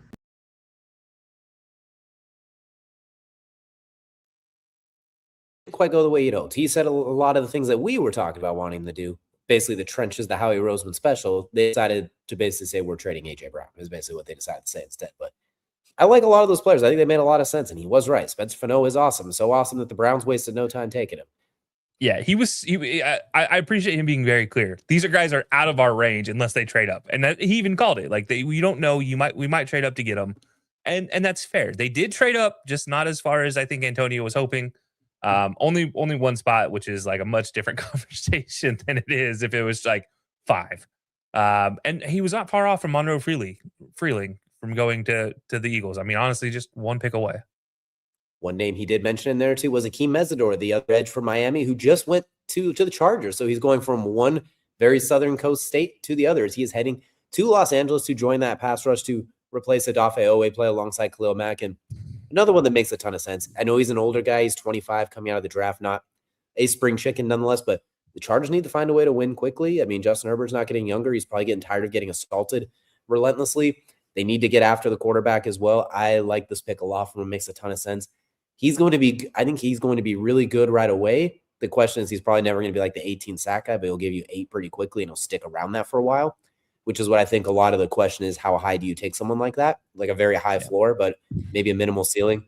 260s, a little bit smaller-ish, depending on how they play him. Really good player. Love the pick. He should be able to go and play him opposite Khalil Mack, learn from Khalil Mack. Great pick for the Chargers. Yeah, this is a Jim Harbaugh pick. Like, this is exactly what this is. The salt of the earth, khakis and cleats, that type of guy, lunch pill guy. I don't mean that in a bad way either. He is very much going to be the guy that's going to work hard. And you don't need him. Everybody hates on the 25-year-olds. I think it's a perfect situation to bring in an edge at 25 because he's a lot more refined at 25 than a lot of the other 22-year-olds he could have picked. Like you mentioned, Keldrick Falk. I think as far as refinement goes, ready to play tomorrow, I think you're going to get that with Mesidor more than you're going to get that with Falk. I think Falk will need some cleaning up, some polishing to get there. Mesidor comes in pretty well polished. You know what you're going to get. You know the expectations of him because minimum he's going to give you really, really good. And max, you might get an all-pro if you're lucky. It's going to be, I don't think he's totally there. I think something maybe 2 years from now, yeah. But I think rookie-wise, we're going to see a really good rookie season from him, especially if opposite Khalil Mack and if he picks up anything from those one-on-one sessions they like to hold after practice where they test their skills. That's where most of their talent comes from. And it's kind of crazy watching Khalil Mack teach some of these younger guys. So maybe Mesidor picks something up there. Absolutely. It is now pick 23. So the Dallas Cowboys are back on the clock with their second first-round pick in spot courtesy of the Eagles. Took a great player out of the gate in Caleb Downs early on in the draft, traded up a couple spots to go get him. Love the pick. Fills a huge need. Trading with the Eagles, again, historically doesn't work well for them, especially when it's a receiver. So we'll see what they have in mind, where they felt comfortable moving back and doing that trade. I do think you have to double dip on defense. I think you don't get cute with it. I think you go back to defense. Dylan Tiedemann is still out there if you want to take a little bit of seasoning away from the secondary. I think that's a great pick.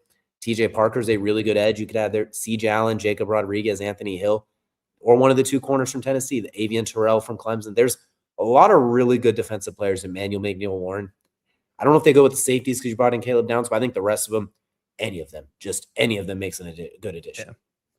I think with them, obviously, this is a team that has been talked about all offseason, 3-4 defense and what it's going to mean for the players there. Quinnen Williams being one of them. You got the guy like Kenny Clark. Yeah, thank you. Came over from Green Bay last year. And then you also have,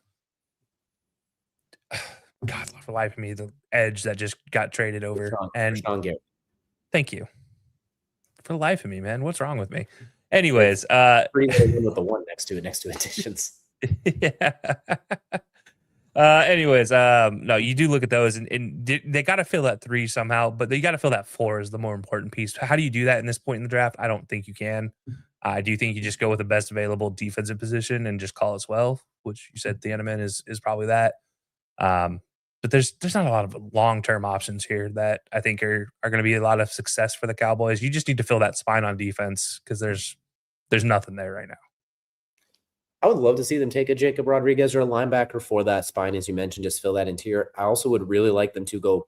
They need corner help too. Like all the defense they could get is the best way to put it. Just any form of defense whatsoever. No, don't overthink it. Don't get Omar Cooper thinking, well, they can't guard us with these two. Imagine if we throw in Omar. Don't go overthink it, Jerry. Don't get cute. Don't go with your drafting an offensive lineman pick here. We know while we always support offensive linemen, this is the one time we're not going for it. I like Keldrick Falk here as an option too, just as a potential high upside young player. You could put him in there as well. I don't hate that one. I really like one of those Tennessee corners, either one, whichever one they like more, McCoy or Hood. I think you just need somebody to play somewhat try and cover. So especially if Deron Bland has trouble staying healthy and with Trayvon Diggs being gone. Yeah, what's tough about Jermod McCoy, and this is just the tough situation of him coming off that ACL injury, is now he has to get that bone plug, and that's tough too. Like, how is he going to recover from that? Do you want to? And let's be honest, the Cowboys have had success taking somebody coming off of a major injury and drafting them in the first round, and they've been successful for 2 to 3 seasons, 4 seasons. They get their worth out of them, and then they trade them away or let them go. They've done that. And I hate to say I see that being the case for McCoy, but I think that could be something if he does go to Dallas. Otherwise, yeah, you got McNeil Warren, you got Avion Terrell out there. I don't think they go receiver, though. That would be a crazy move. But Thieneman obviously has always been a guy that I like. So take your pick. If you want to take the division from the Eagles, you got to go a white for a white sometimes. So Dylan Thieneman might make a lot of sense there. It might be your way to counter things. That it makes some sense to me. Roger Goodell's going to announce the pick. I like the idea of bringing in a corner, but we'll see what they decide to go with because, as we mentioned, you need everything, and you already got a blue chipper in Caleb Downs early, so I think you have a little bit more grace with this pick as long as you don't go full dingus with it. All right, Malachi Lawrence. I would say it would have been crazy if they went 2 safeties. So Malachi Lawrence, the edge out of UCF, which, you know what, I don't really hate it. I didn't have him rated as high, but if you really wanted an edge and maybe a little bit more of a sure thing than Keldrick Falk, who's younger, I don't hate it. I think I would have taken Falk personally, but you took what you needed. You grabbed an edge. You already got Caleb down, so I can't even be like, what are you doing? You already hit a home run. So what am I going to say? Oh, no, you only hit a single this time. Yeah, this is a pick of let's go with somebody who's older, who's going to just fill in this role immediately and not need as much polishing. And I also feel like this is a situation where Malachi Lawrence isn't going to be starting immediately. He's going to be kind of that second, third, fourth option. So you don't have to really worry about him being a guy that's going to take away from your already paid guys there. So he's just going to be kind of learning this first year. And I think that's what we're seeing with Lawrence going here and not somebody like Keldrick Falk who would come in with expectations and all of that. And like you said, some of those guys, you can bring them in just those pass rush situations if you want to, like try and stop the run early, then bring him in on those third downs. So I don't mind the pick. It's maybe not who I'd have taken, but I won't roast him on this one. Even if I wanted to roast him, it's not like they took Ty Simpson at pick 13 with an MVP quarterback or anything. So I'll let it be. You got Caleb Downs at pick 11. So I can't hate on him too much right now, but he did have 19 and a half sacks in the last couple of years and 31 tackles for loss. So he is productive at least. It's not like when they took Mosley Smith in addition to basically and they didn't even keep it for that long, or Taco Charlton. So it's not their worst defensive line pick in the last few years. UFL is great. Taco Charlton. Hey, you know what? But good for you. Good for the UFL. But for the second time today, and we'll see if they decide to hold this one, the Cleveland Browns are back on the clock now at pick number 24. You know what? They took Spencer Fano early. I liked it. Good offensive lineman pick. Made a ton of sense. The pick is in for this one. We're going to bring in our good friend from the corner booth once again. We're going to bring back in Jared for the Browns, and they did it right for the first time. The pick is in quickly. What do we think? Do they do it right this time, or is this where they brown it up a little bit? You know what? Honestly, I think Cleveland's turning the corner. It might be draft day. I swear. You know what? Maybe that's why Philly picked. I didn't watch draft day this year. Broke the tradition, but I think the Browns actually might be making the right move here. I'm thinking they go defensive line, maybe offensive line again. Maybe they attack the receiver room here, corner. I mean, listen, we're not going to see any ridiculous picks right now, but I definitely see. I don't see Cleveland making a Cleveland-esque move. I think this is the. I think they're going to go get it could be a weapon here. I do like Casey Concepcion out of Buffalo. Not Buffalo. That's right, my mock draft out of Texas A&M. He's shifty. He's quick. I do like the kid out of Washington, Boston. Denzel Boston. I like him a lot. Big body kid. I had him going into the first round, possibly New England. So there's our offensive weapons here at wide receiver. I don't think anyone should go that high, but we'll see. I feel like, and of course, from Indiana we have Cooper. So there's multiple guys that can go here if they want to go weapon. I would personally recommend going tackle, but they're probably gonna ignore me here. But we'll see what happens. I have a gut feeling though, so some guy to throw the ball to. It makes sense. They have outside of the Titans, maybe the worst receiving room in the NFL, arguably right now. They got a really good young running back room. Harold Fannin was great at tight end. You don't have a quarterback, but you got to figure out that issue because you have an albatross sitting there right now and Shador. So we'll see. They'll have to figure that out. Flip the entire coaching staff on its head. Somebody's got to catch the ball. So any of those receivers that make sense. I selfishly like the idea of going another offensive lineman here. Just build an absolute wall so you can kind of tank a little bit whilst putting in good players and not accidentally winning too many games so you can just cut bait with your entire quarterback room next year and try and reload it. But that's me being a pessimist and looking far ahead. These guys might not have that opportunity. And as long as you have Jimmy Haslam running the show, you're in trouble. Just ask the Milwaukee Bucks at this point, but I digress. I think Omar Cooper makes a lot of sense here too. I know he's a little bit more limited as a receiver, but just someone you flick the ball to and suddenly you're trying to tackle Derrick Henry in space. So I like the idea of receiver as well. Caleb Lomu interests me out of Utah because I think he's another one that could play. You could move him all over the place. I think in the same way of Spencer Fano, you can move him all the way down, inside, outside. So I think he gives you a lot of versatility. And it'd be hilarious if they just brought in both Utah tackles and then moved them both to guard just to spite people and to have an absolute units on the interior offensive line, like when they had Wyatt Teller and Joel Petonio. So maybe kind of like rebuild the pass a little bit, but with a bigger problem at quarterback, which nothing will be fine until they fix that. But there's some weird things I think they could do for sure. Either way, as we see, 31st overall and 30th offense. You got to do something. So I'm gonna agree with you. I'm gonna say pass catcher is the way to go. Although offensive line would be fun. Let's see. It's flash versus substance here. We'll see what happens. It's the Browns, so you never rule anything kind of tomfoolery out. I wouldn't even rule them out going to get Garrett Nussmeier or Carson Beck or something like that. Just because when you have those two at quarterback, you really got to fix that. And you have a little bit of leeway. You got some extra picks. Defensive tackle's not out of the realm of possibility too. I know you got Mason Graham last year, but we saw what it did for Myles Garrett. He broke the sack record as soon as you had somebody else competent on that defensive line who could play the entire season. I also wonder if maybe they look at somebody like the defensive tackle out of Caden McDonald from Ohio State. Maybe they just make an impossible run on the interior, let Myles Garrett go wicked on the outside, or linebacker. Since Jeremiah Owusu-Koramoah might be dead, unfortunately. His career might be over after Derrick Henry snapped his neck. So maybe Anthony Hill, Jacob Rodriguez, C.J. Allen, some of those guys, but we'll see. Receiver is probably the pick here as the pick is in. And Casey Concepcion out of Texas A&M. So shifty, athletic, get him the ball in space. Had some Marcel Reese missed him as much as any quarterback missed a receiver in college football last year, unfortunately. So at least he's used to passes potentially being off target. If anything can help Shador, is a kid who can make the ball, catch the ball in space off of screens, whip routes, the efficient passes that he ran at Colorado.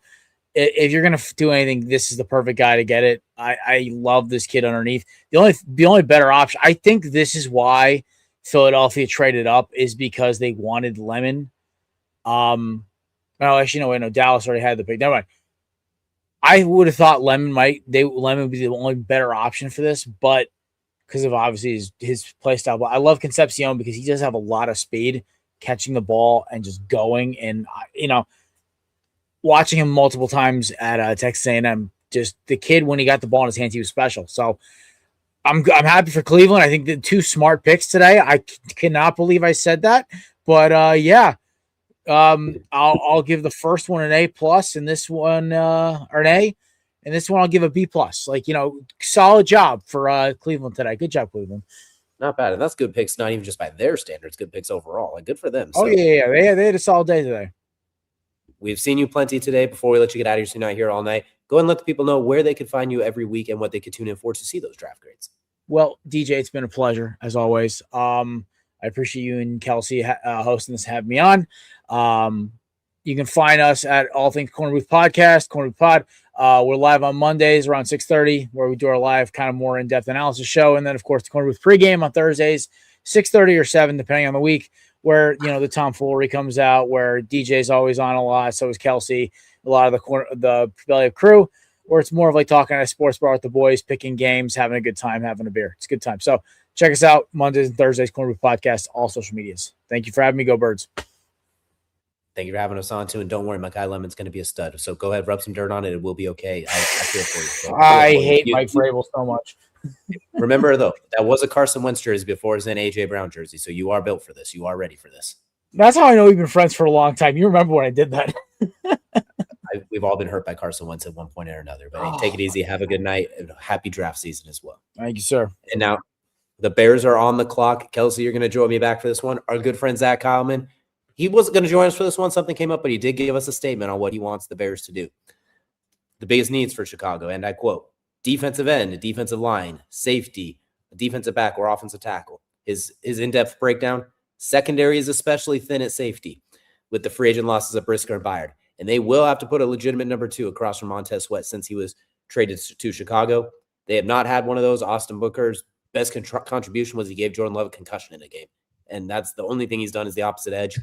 And since Montez Sweat's had a little bit of a rough couple of years. So agree with our good friend Zach Kyleman with the UFL podcast. Be sure to check out him and the ref. Everything UFL related, that's the place you need to go. And just football in general. He's the football guy.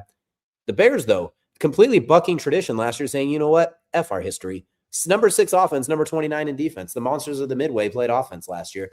As time after time, to game after game, cardiac arrest for all Chicago fans and sports bettors on their side. It felt like finding ways to win from the depths of defeat with Caleb Williams and crew.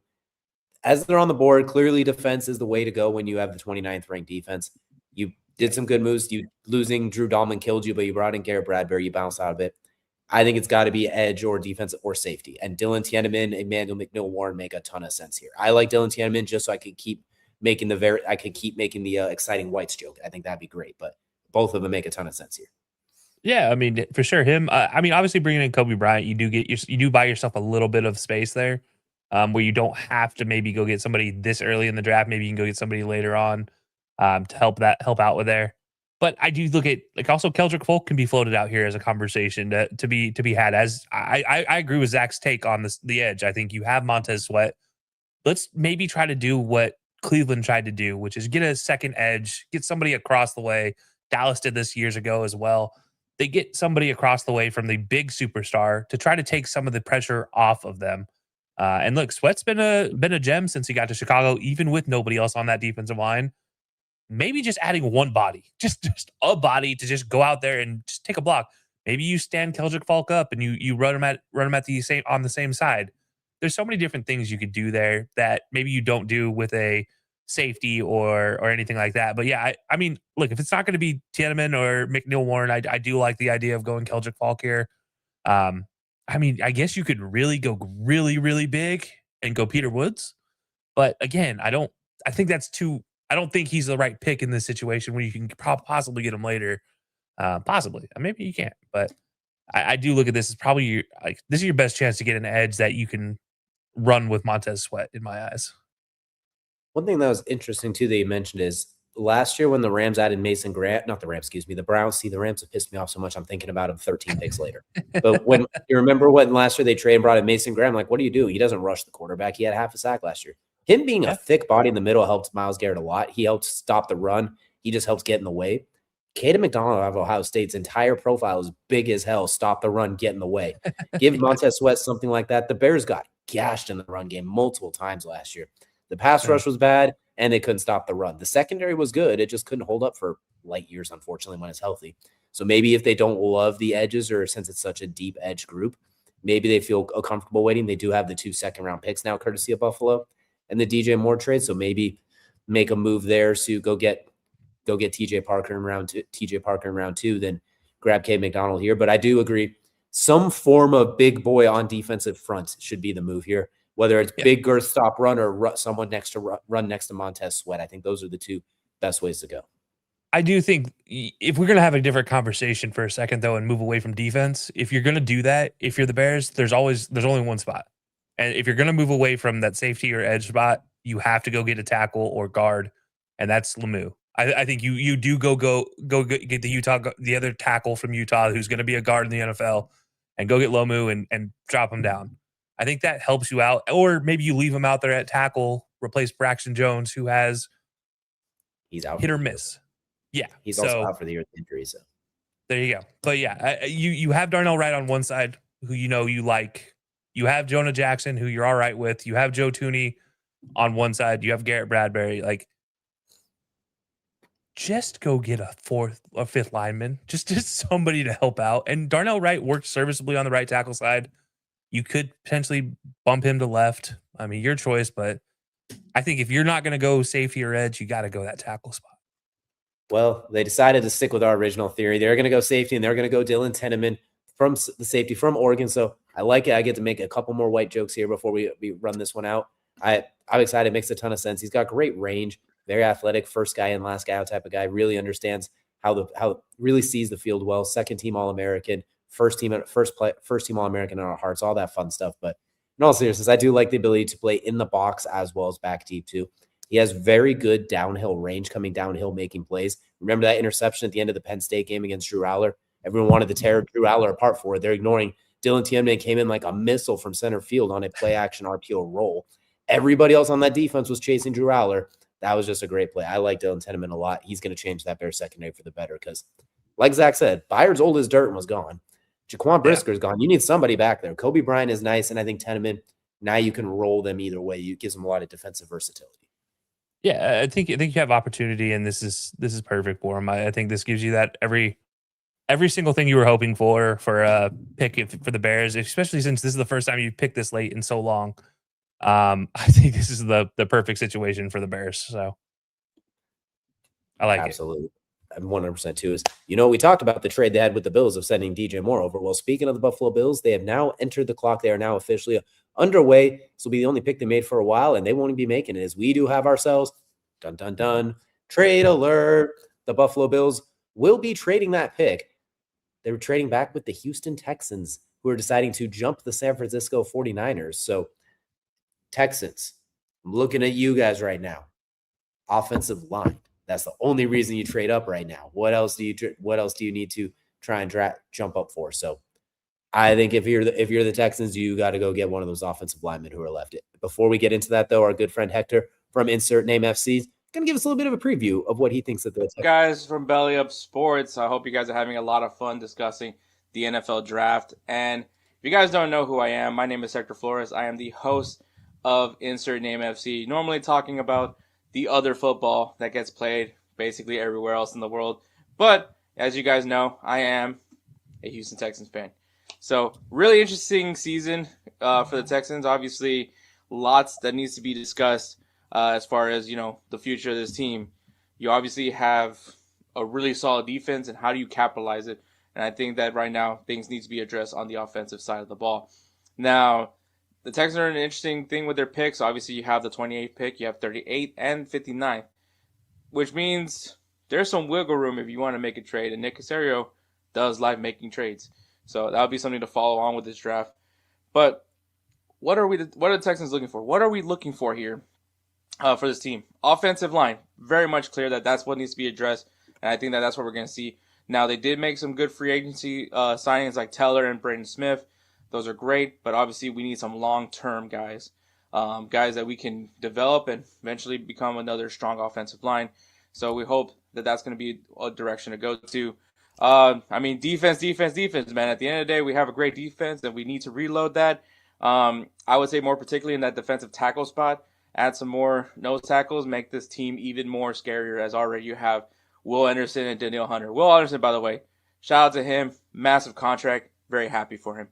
And then I think priority 3 is just adding more offensive weapons for CJ Stroud. Obviously, they went and got Montgomery. He's a great option at the running back. It's going to help alleviate a little bit on the passing game. But we do need some consistent options in the receiver position. Obviously, Tank Dell, there's still some uncertainty of whether or not we will see him in this season or when we will see him this season. So I think that's something that needs to be looked at, more consistent players from that position group, and maybe adding a little bit more depth to tight end is going to be another thing to look at, because obviously once Dalton Schultz was hurt, it just didn't seem like they really had any safety blanket right there in that position group. Appreciate it, guys. Make sure you guys check out everybody else here at Bellio Sports, and make sure you guys give us some love as well at Insert Name FC, especially as World Cup's coming up, man. So be ready for that. So thanks, guys. Appreciate it. Well, the Texans said they're never going to give you up and they're never going to let you down to CJ Stroud in that defense. So they decided to go with Kalen Rutledge, the guard out of Georgia Tech. So they are going offensive line. Decided to trade up and go get him. And a little surprised that they decided to trade up to go get him. They said their pick and a third to the Bills for their pick, a third, as well as a future fifth. So interesting move by the Texans. I don't mind it at all. But Kelcey, I'm going to get your thoughts on this really quickly as we got more tomfoolery going on. Yeah, look, hey, I guess you're going to make whatever decision you want to make yourself feel good at the end of the day. I don't get it. You could have just waited 2 picks and made the exact same pick, and you would have been just fine. But you didn't. So, you know what? Who am I going to sit here and complain about? Because I don't know anything, I guess. But yeah, look, the Texans just need offensive line. They need girth. They need fat people, and go get them where you can get them, I guess. You know what? You did what you got to do to get them, but we got ourselves a part 2 to the trade alert. So everybody get ready. Break out the ketchup. Break out the mustard. It is time. We got another trade. Is America's team, the Miami Dolphins, are trading up to pick 27 with the 49ers as they are back on the clock. And I'm very intrigued because they decided that they needed to jump over the Bills and some other teams to get up here. We talked earlier. They brought in Caden Proctor, big fat offensive lineman. They're taking a Jason right now, so I wouldn't hate them bringing in another big fat offensive lineman. But there's also some really good edges out there like TJ Parker, some other guys they could bring in as well. So they felt a need to jump the Bills here. So that's my guess, is it's got to be an edge player, defensive, someone that the Bills would take here, because we know they're not trading them for a quarterback at this point. There's no point to jump the Bills for that. So I'm curious to see what the Dolphins decide to come up for. Could be a corner at this point in time. It could be Jermod McCoy. It could be maybe Avion Terrell. It could maybe, if they wanted to go wide receiver, maybe Omar Cooper, maybe Denzel Boston. Those are the 2 positions I think maybe they could have had to worry about the Bills with. Everything else seems like they would have been fine. But then again, it is the Dolphins we're talking about here, so you never know. At this point in the draft, it does seem kind of odd that those 2 shuffles that we just saw. These 2 shuffles feel forced when the Texans. Maybe the Texans. I don't know. But it feels like because the Texans forced the hand, the Dolphins had to move something. And I don't know what they're thinking, and they see an opportunity. But it does feel like it's a wide receiver or corner. They did also jump Kansas City. So I'm curious if maybe they had a hankering that maybe Kansas City was looking at safety and they really wanted Emmanuel McNeil-Warren, maybe, since they saw Dylan Tiananmen go. Maybe they saw something there. But what's interesting is the pick. They didn't have the pick in right away. They took a couple of minutes there. The pick did just officially go in. So clearly they didn't have something immediately in mind, but or if they did it, the thing was just late to update, I guess. It could go either way. It's the Dolphins. They probably had 2 things in mind, and they were like, well, crap.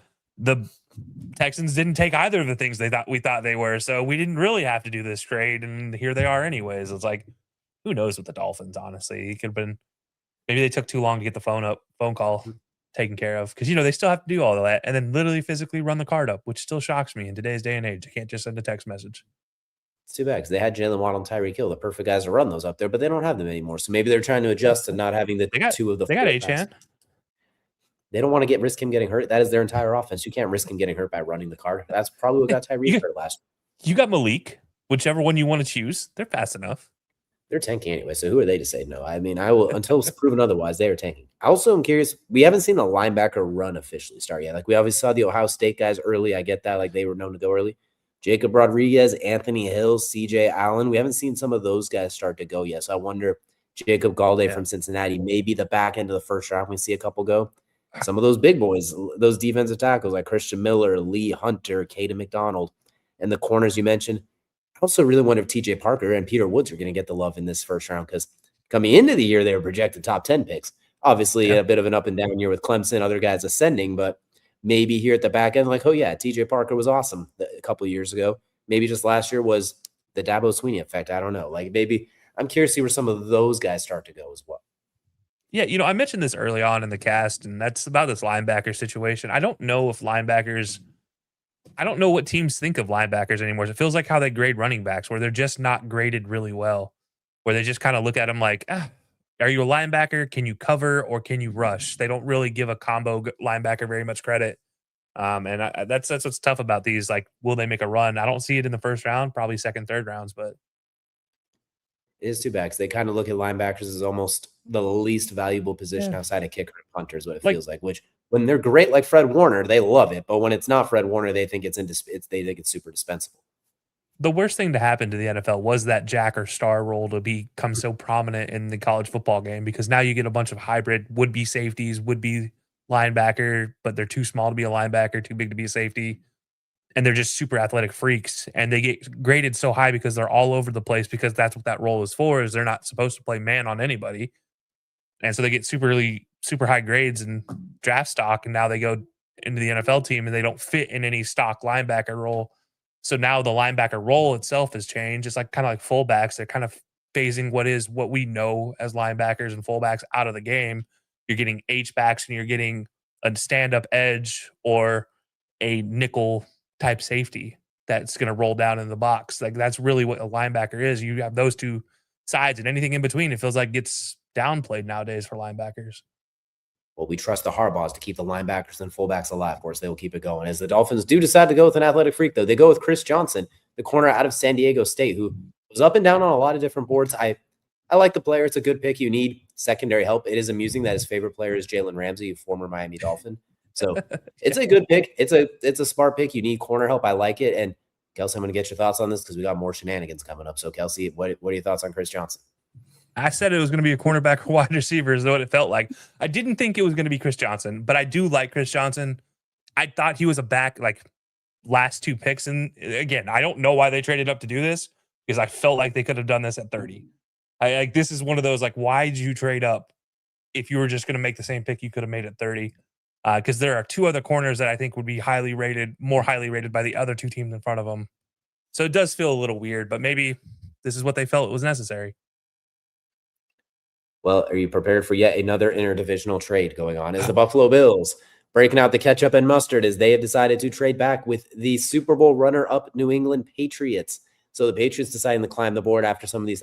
Something about that Texans trade up really shook up everybody else after that, because now everybody's moving and grooving, trying to jump the Chiefs at this point. The Bills are just collecting mid-round picks and moonwalking back. So as we look at the Patriots, really can't ask for much of a better season last year. Could ask for a much better offseason, but that's a different story at this point. 3rd in offense, 8th in defense, number 1 in scandals. Offense, you bring back basically your entire staff too. Like the bringing in Elijah Vera Tucker, Romeo Dobbs. You did lose Stephon Diggs, Garrett Bradbury, among other things that they've lost. But the pick is in quickly. The Patriots wasted no time. There was somebody there they really wanted, and they sprinted up to the board very quickly. So we're going to see soon. But Kelcey, how are we feeling about the Patriots here? Yeah, I think this is a great one for the Patriots. And I'll be honest, I really want to bring in our Patriots expert for this one, is really what I want to do, because I want to get his opinion. But I think that there is a guy just sitting here waiting to be had by the Patriots that they cannot wait to be had. So, yeah, I can't wait to see what Kevin has to say about this one.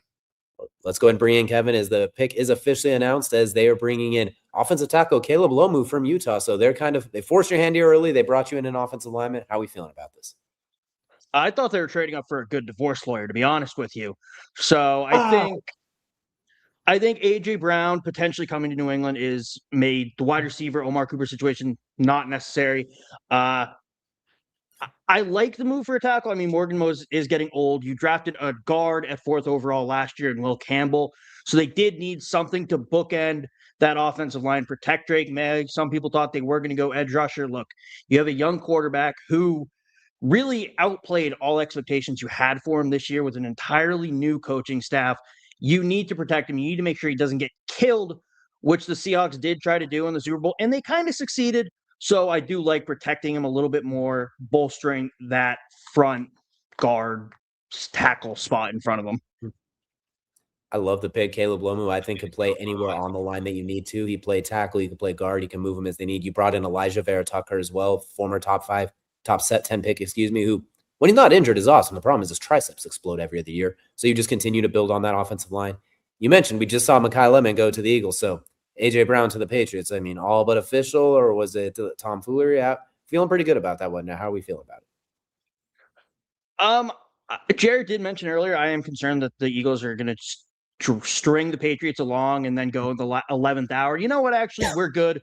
will keep him. I did find it funny Jared was complaining about tampering the entire time when Diana Rossini is not involved in the Eagles front office whatsoever. She doesn't have any say in it. And Jared's the one who's doing an Irish step dance whenever the Hurricanes start tampering with people in the portal. So I don't know what Jared's complaining about there. But AJ Brown will be a great Patriot. I'm very excited for that. And I hope Mike Vrabel goes on his spiritual retreat and comes back and wins. Well, the good news is he was here for this pick. This one has his, I don't want to say fingerprints all over it because that takes a whole new connotation right now. But yeah, he's doing some bad things with his fingers. Let's not talk about that.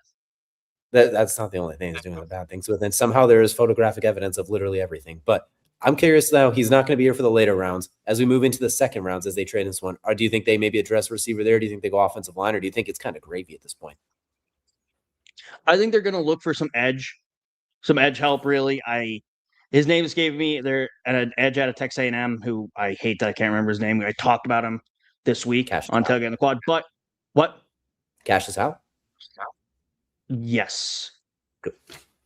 I think targeting him second round is a good move. They still do need this edge help. I think they will ignore receiver. That's what they've been doing for the past 20 years anyway. If Keyshawn Boutte gets moved, I do think they will look at someone in the later rounds, but that's really what they're going to do. They're just going to try and get a flyer in a 5th, 6th, 7th rounder and hope they hit like Booty did. I like Romeo Dobbs too. I think he could find a way to fit in there as well. Like nothing great, but we'll see how they go. There's plenty of options. But everyone just check in. Any last words on the Patriots and their shenanigans, and also let the people know where they can find you as well. I saw a tweet that's like Mike Vrabel misunderstood the assignment when he realized the Patriots were cheating. But that's really my only comment on that after the bunch I've already made. You can follow me at Belly of Kev or at Tailgate or at Quad Tailgate on the Quad. We talk about these players, the 4 years that they are in college or the 7 years because of COVID and NIL and all that. We talk about them their entire career before they get to the NFL. So if you want to know what your team's doing and who they're taking, check out Tailgate on the Quad. Wonderful. It's a pleasure to have you on here as well, too. Great pick for the Patriots. Thank you so much for popping in. We appreciate it. No problem. Thanks for having me. Always a pleasure as well, especially he's going through it right now, guys. So give him a break. His head coach his boners posted all over the internet, so they're going through it right now. But we're going to bring back in Kelcey here as the Chiefs are back on the clock. Chiefs are second first-round pick. They've been jumped like 3 or 4 different times now. They had a banger first pick with Mansour Delane back on it as well. I'm kind of curious now, Kelcey, as we look at this one. Do you think they double down on the secondary, go more corner? As we mentioned, so many players are lost. Do they look at that receiver room with guys like Omar Cooper still around? Do they go TJ Parker at edge? Like, there's some really good players on here, which in a few months into the season, we're looking back, how the hell do we let the Chiefs get that guy at pick 29? Yeah. First of all, let me just say that I'm glad I let Kev come in and give us that gem because I appreciated that. I needed that today. Secondly, as far as to answer your question of what do we see the Chiefs doing, honestly, whatever pick they're about to make, I'm already preparing myself for how did we let that happen? Because if you look at the top 4 best available, you got Jamad McCoy, you have McNeil Warren, you have Avion Terrell, and you have Denzel Boston. And then if you want to add Omar Cooper in there, you have Omar Cooper. So top 5, all really, really good. And when you add them to really, really good coaching, which the Chiefs have, and there's no arguing with a wall on that one, good luck. But yeah, it's whatever they do decide to do here, it's going to be painful for the rest of us because if they pan out to be 0.75 of their full talent, we're all in trouble yet again because we're going to watch Patty sling the ball or their defense, if they go corner, their defense managed to shut down more people than they already shouldn't. And yet they still do every time. And you're just like, how is this happening? It's the Kansas City Chiefs. We should be beating them. Nobody ever does. So look, I think you do go offense here. You need to fill that offensive role because you just don't know who's going to play week in and week out in your receiver core due to injury or various other reasons. But yeah, they shook it up a little bit though. They decided to go with Peter Woods, the big defensive tackle out of Clemson. So putting him next to Chris Jones or the future for Chris Jones, it's interesting. I didn't exactly expect that, but I don't hate it honestly. And like we mentioned, you got Mansour Delane. This was a little bit of a luxury pick. I like this comment for the Chiefs as the coaching staff of Cheeseburgers. This is the one place I didn't think Peter Woods was going. This is it. The one place I didn't think he would end up at. but they are going to run a 4-3 this year. So that does explain a little bit of that. They're going to have the two defensive tackles. So it does make a lot of sense to have somebody next to Jones that they can actually trust and rely on down in and down out. So what do I know? What do we know at this point in time? Top 3 positions, cornerback, wide receiver, edge, all available on the board, and you go with the 5th best player position of need for your team. They did take corners. They did take position number 1. So did. at least we got that. They did. But they could have taken another corner because they still needed that. You know what else we don't know? We don't know if the 49ers will be making a pick in the first round, because we could break out the ketchup and mustard again. We got ourselves another trade alert, as now the New York Football Jets have found their way back into the first round at pick number 30, choosing to swap spots with the San Francisco 49ers. And the Jets have had a busy day already. They got David Bailey earlier. They could. I'm curious. Is this time? Do you think it's Carson Beck season? No, not Carson Beck. You think it's Garrett Nussmeier season? I think it's Garrett Nussmeier season. He was my number 1 quarterback coming into this draft. And I think outside of injury and the coaching situation. Number 1 over Mendoza? Not coming into the draft, going into the season last year. Oh, okay. I was like, postseason, much different conversation. Mendoza proved himself. But going into last season, it was Nussmeier. He was just that guy. All the talent in the world. And again, I said this earlier. If you rank how his abilities fit for any team, he can be that star player, not just a game manager. Carson Beck is a game manager, which for me is not a bad thing. I like game managers on my NFL team. I don't like game managers when I'm drafting because they're not a first-round draft pick in most cases. Tom Brady technically is a game manager. For all those who want to complain about game managers, Tom Brady is a game manager. He did all that within the offense. That's game manager. You just handled the offense. I think that's Carson Beck. Garrett Nussmeier is not that. He's more of a Matthew Stafford style. And I think that's what the Jets need, is they need that style of a quarterback where it's going to just throw it out, going to be a gunslinger. They're going to make mistakes. They're going to succeed. They're also going to fail. You're the Jets. You can live with that. I said Geno could be fine, but if you have the opportunity, you traded back here, you might as well do it. Get a 5th-year option on them. We talked about earlier with Kenyon Sadiq. Maybe they go after playmakers. They're like, we have to win now. Maybe they trade in for a receiver of some kind. Maybe they decided we want to get that 5th-year option, get a guy to make plays, and either we're all getting fired anyway, or we're going to somehow find a way to luck into this with Geno Smith winning as the pick is in him. It is Omar Cooper Jr., the receiver out of Indiana. So him, Kenyon Sadiq, Garrett Wilson, Geno. Don't be Geno. You need to be Geno, like just one syllable, Seattle Geno. If he could play a little bit of what he did when he was with Seattle, they could be interesting. They got some hoopers now. Yeah, I think this is a good look. I as much as I was like, this is time for the quarterback. Yeah, if you're going to be the smart pick and you're going to pick safe, this is a good pick. I think this is one for everybody who's just Matt, who was just on the show earlier, is celebrating right now. You know he is, because they didn't do anything stupid. They didn't mess up 3 players' lives. They actually did a really good job in this draft of not taking anything too crazy. And this with Omar Cooper is a great fit for what they need. And you really get a number 2 to Garrett Wilson as long as Garrett Wilson can stay healthy. And Cooper has the opportunity to be a number 1 if Garrett Wilson can't stay healthy. So you have 2 guys that are quality, and you can't ask for more. So just, Geno, put it up. They're down there somewhere. And I think they could both play very different roles. I really like the fit. I think they'll complement each other. Sadiq's very interesting. And you know what? Let's just hypothetically say it's a rough season. They go like 6-11 or something. So they're a little better, but not great. Everyone gets fired. That's a lot of nice young weapons and 2 first-round picks next year for whoever's coming in. So they're setting themselves up like, all right, we're going to try and win some games now. And in a perfect situation, we're kind of like the Bears were a couple years ago, where we were a little bit better than advertised, but the team we took their first-round pick and the Colts is so absolutely egregious that they end up with a pick to go get that guy anyway. So they end up with Dante Moore or Archer, whoever the guy is next year. So I get it. And as we mentioned, it was a little unfair, but that seat was getting really toasty. They had to be functional. This offense will be functional next year. There is no way Garrett Wilson will lead the team in receiving yards with 400 yards again next year. The leading receiver might still be Garrett Wilson, but there will be a 1 in front of that 4. Yeah, there's going to be 4 digits before the decimal point, for sure. Absolutely. I love this move for Indiana, and I think they're going to mesh really well if that offensive line can hold up, because injuries have unfortunately decimated a very talented offensive line over the years. But good on the Jets. Once we see and know the full trade compensation, we'll see if they gave up that future first-round pick.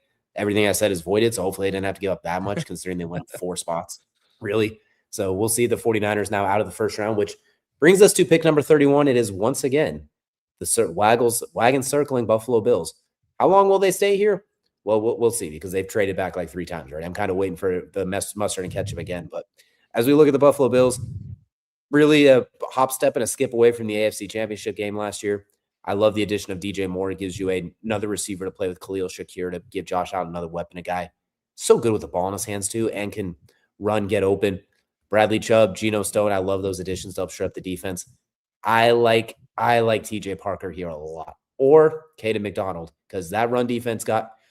I'm done talking, because there's another trade alert, as the Buffalo Bills don't want me to make my soliloquy, as we will see the Buffalo Bills trade back. The Tennessee Titans will now find their way back into round 1. So Tennessee Titans now, not exactly what I had on my bingo card coming back in. I don't think they'll be going for your boy Garrett Nussmeier, but there's something they like here, and maybe that's TJ Parker. We know Robert Saleh loves himself some edge rushers, but Tennessee found something they like. I don't know what it is, but they found something they want.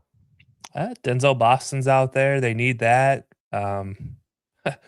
If they really want to get fancy, go give a call to Jacob Rodriguez out of Texas Tech. Get him down here. That's a little bit of a reach. Probably not going to be the case. I also am always a big fan of fat guys in the middle, and so you can go get a fat guy in the middle by the name of Caden McDonald, who I was going to say for the Bills anyways, but you know what? Since they decide they don't want to pick a day, they don't get that choice. So this is the next best pick. But yeah, I look at Denzel Boston, Keldrick Falk, maybe Caden McDonald. Those 3 are your big 3 targets in my eyes. I don't know if they're going to go with a corner here. It doesn't feel like this would be a corner pick, but I've been surprised before in this draft. I think taking Carnell Tate at 4, it's got to be offensive line at this point. Like, it just has to be. At this point, you're saying, all right, I'm Robert Saleh. I'll find a way to have a functional defense, but we can't be the 31st ranked offense anymore. We can't have Cam Ward wishing he was back in Miami. We got to do something. Carnell Tate helps out a lot. I think adding to that young offensive line with guys like Peter Skoronski, et cetera, will help. So that's my thought. Or maybe they really like Denzel Boston there and say he's out there somewhere. But they found somebody they wanted. They wanted that 5th-year option. They wanted to climb back in as the pick is in. Roger Goodell's getting ready to announce it. So we'll find out who's going to be rocking the new Tennessee logo next year as their other first-round pick. This year is taking their sweet time to announce it. But I'm going to stick with while we're waiting on that, though. I got to say that logo, I don't hate it as much as everybody else does. I do miss the flames for the Titan, but I've always loved the baby blue and red design for the Titans and the Oilers. So I do like that color scheme coming back, but I wish the logo wasn't like all modified and modern. Well, they decided to stick with the Robert Saleh special and go get an edge rusher. They'll bring your boy Keldrick Falk, the young pass rusher out of Auburn, making his way into the first round. And you know what? I don't hate it. They're picking 4th in the second round, so I probably may not have reached up for him. But you know what? You want him, you get that 5th-year option, go get him. So I like the pick. With Robert Saleh, I think he's going to get the most out. Yeah, look, I think this is a situation where you get a young guy, like you said, he can't even drink right now. Like by the time he starts the season, he won't even be legally allowed to drink. So you get that, you get age, you get 5 years with a 5th-year option under your belt. So you get to avoid all of the extra tags and all that stuff for at least 1 year with him. And that's if he pans out. If he doesn't pan out, you don't feel that bad. But you're assuming he does. It should work out. He has all the makings of a really good athlete at edge. And so I think this is an opportunity for the Titans. And I love it because it's an Auburn guy. Obviously, War Eagle to that all day long. But I think from the situation to just for the Titans, you got to make a splash. If you're Robert Saleh, you want to put your mark and you got to make your team. And I think Keldrick Falk fits his team because if you look at the guys he drafted with the Jets, it's a lot of the similar type of body builds and things like that. So he may need to shave his head so he'll fit all the way in, but I like Keldrick Falk a lot too. He's very athletic and lengthy. You got to chase down Trevor Lawrence in that division. You got to go get CJ Stroud and whatever the Colts trot out at quarterback. You got to be able to go get those guys. So I like that fit a lot. I think it makes a ton of sense. As we're now heading to the final pick of the first round. The Super Bowl champion Seattle Seahawks are on the clock. So for this pick, we're going to bring in our good friend from the Department of BS, Dan from the Time to BS podcast. Dan, welcome in, sir. What's going on, DJ? How you doing, my friend? We're doing well. Not as well as you're doing right now with that nice Super Bowl ring, but Seattle's on the clock. They don't have the perks of being really good as you don't have too many needs on paper, but how are we feeling? What are we looking at that we like for? I'm feeling nose tackle. Caden McDonald's still out there. The one I like Byron Murphy's. Byron Murphy blossomed big time in his second full season, but he played out of position. He's a natural defensive tackle. He's not a nose tackle, but I'm shocked McDonald's still out there, but I'm assuming he would have been picked earlier. Terrell, the kid from Clemson, the corner, is out there. Corner's not a gigantic need because Tariq Woolen, in his defense, had a good season, but was the bad parts of it outweighed all the goods. And yes, shout out to Kevin, the Super Bowl champions. Running back is also on there. I know the popular pick is running back. Kadarian Price is still out there. The kid from Notre Dame. Jeremiah Love's running mate. Jonah Coleman from Washington would be a better pick for running back, and you can get him later. But nose tackle would be my pick because you can never have enough defensive linemen on that team. And Riley Mills showed up in the playoffs. He showed up in the Super Bowl. But at the same point, age is starting to catch up to guys like DeMarcus Lawrence, Leonard Williams, Jaron Reed. Nose tackle would be my pick. Caden McDonald, Ohio State. He screams, hey, this is our Justin Madubuike over in Baltimore. Screams that kind of guy. We're in the same wavelength. I think he's the perfect fit. Byron Murphy's so good up and down the defensive line. When he gets to play off of a single guard, you can even move him to the edge in certain formations, but you don't want him basically saying, hey, stop the run and take on double teams. That's where Caden McDonald really come in. The other name that I've seen a lot is Zion Young, the edge rusher from Missouri. I'm not a huge fan of taking an edge rusher when that's not their biggest need. Mekhi Becton's still out there in free agency. Secondary is a huge need, but it's not the biggest need in the world because Ty Okada played really well when Julian Love went down. Nick Evenwarry's still there. Ty Okada's going to be the starting strong safety because Evenwarry is more of like, you remember Deion Buchanan when he was with the Cardinals for a number of years? He's like that guy. He's a safety / linebacker hybrid. Bruce That's Evenwarry, which is not a bad comparison. But final answer: Caden McDonald, nose tackle, Ohio State. That'd be my pick. When you're Seattle and you have Mike McDonald, a coach to you, and you're coming off the situation, things are very rich. You could kind of have a luxury pick here if you want. Denzel Boston could be fun to keep the kid local. JSN's obviously the man. Cooper Kupp's nice, but he's a billion years old. He can fly. But there is a lot of games they just didn't target him. I think getting another receiver because Torrey Horton's coming back from a shin injury, he did really well for his limited snaps. He really did, but yeah, just moments. But you can never go. They have a luxury pick here. I like Cassius Howell. Edge isn't huge, but he's one of the best players left on the board. They're in the luxury pick. They get to say I want anything besides really quarterback. They can just be like, I just want it. No, they don't need anything else. They don't need anything major. The perks of being a well-built team.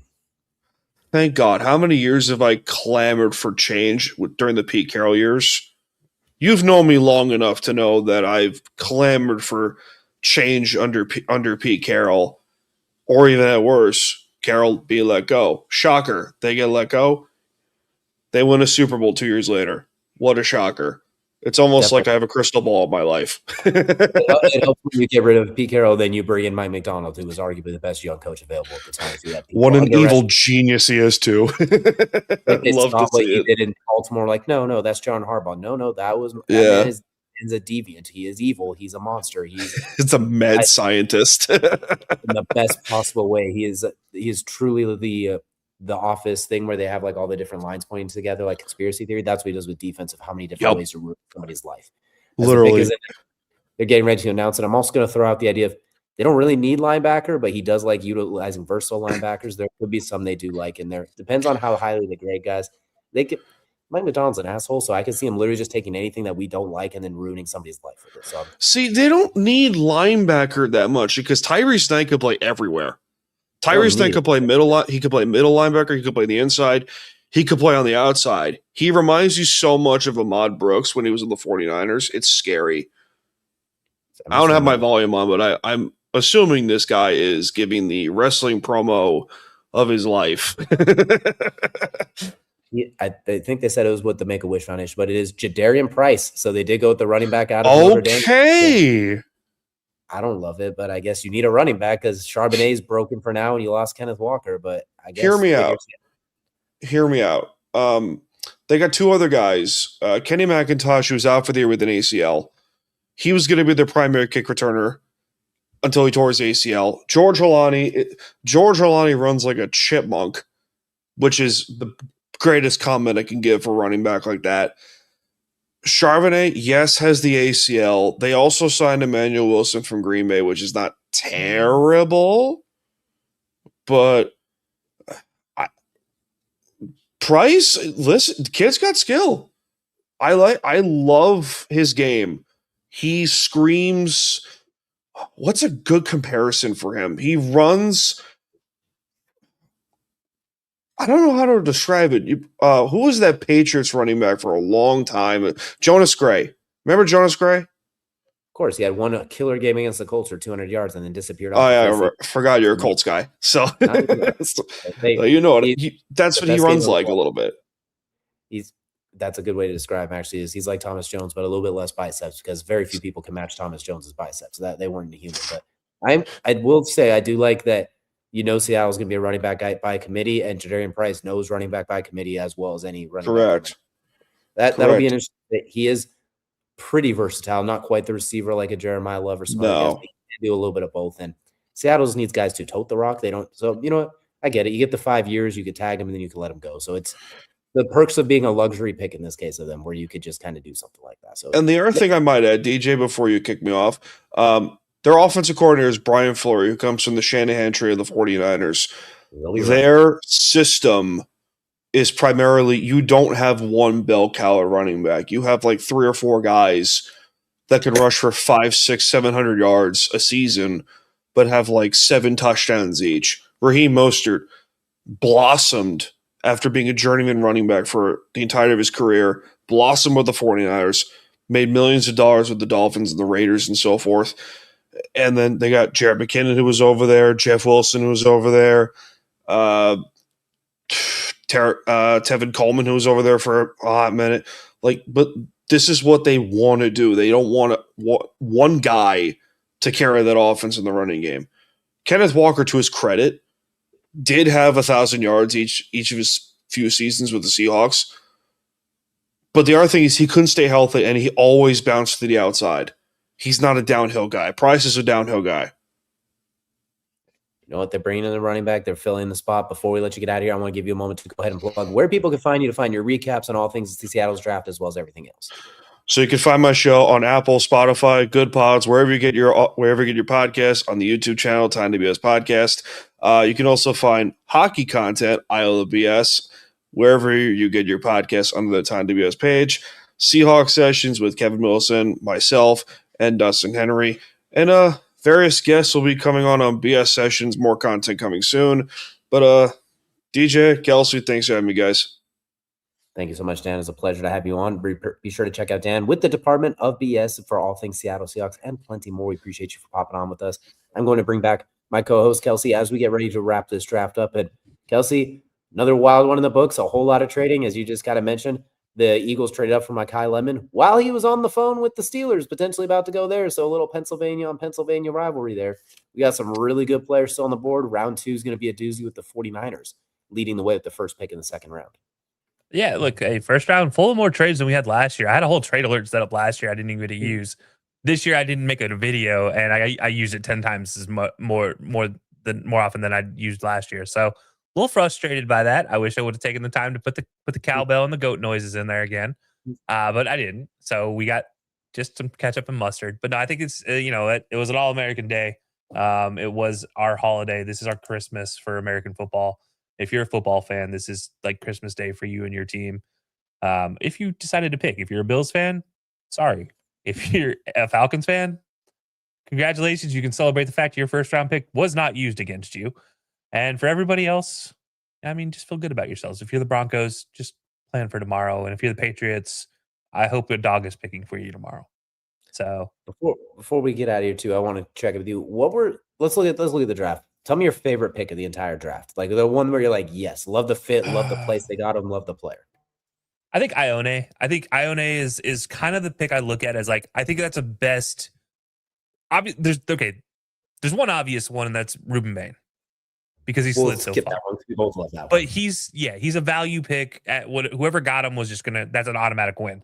So skipping that at a regularly planned pick, I think Ione to me is the pick that I look at as that was a really good, really solid pick for the Ravens.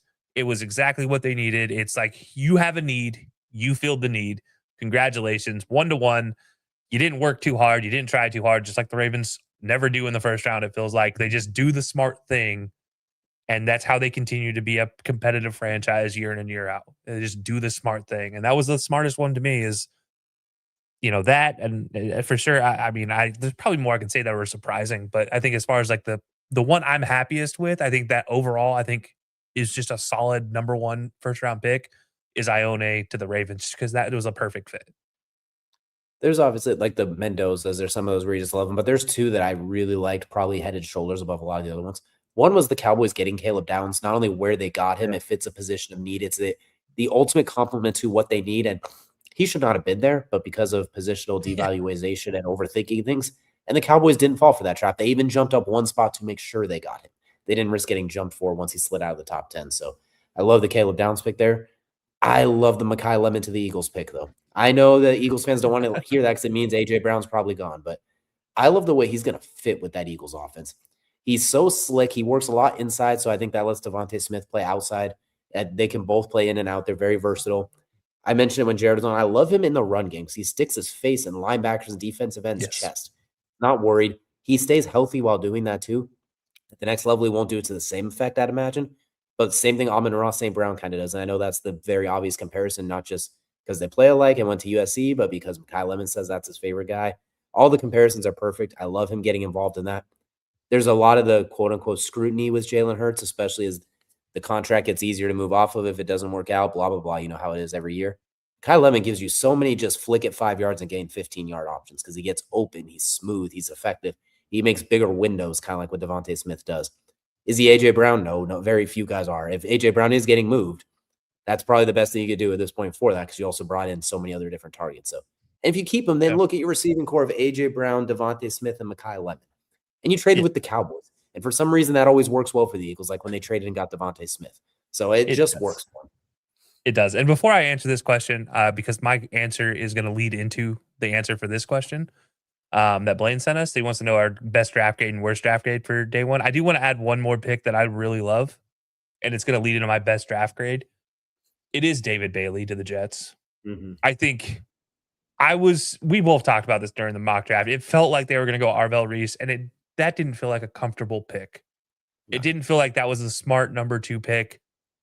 That you could have had better opportunities for what you need. And I think David Bailey is that. I think David Bailey fits everything about that.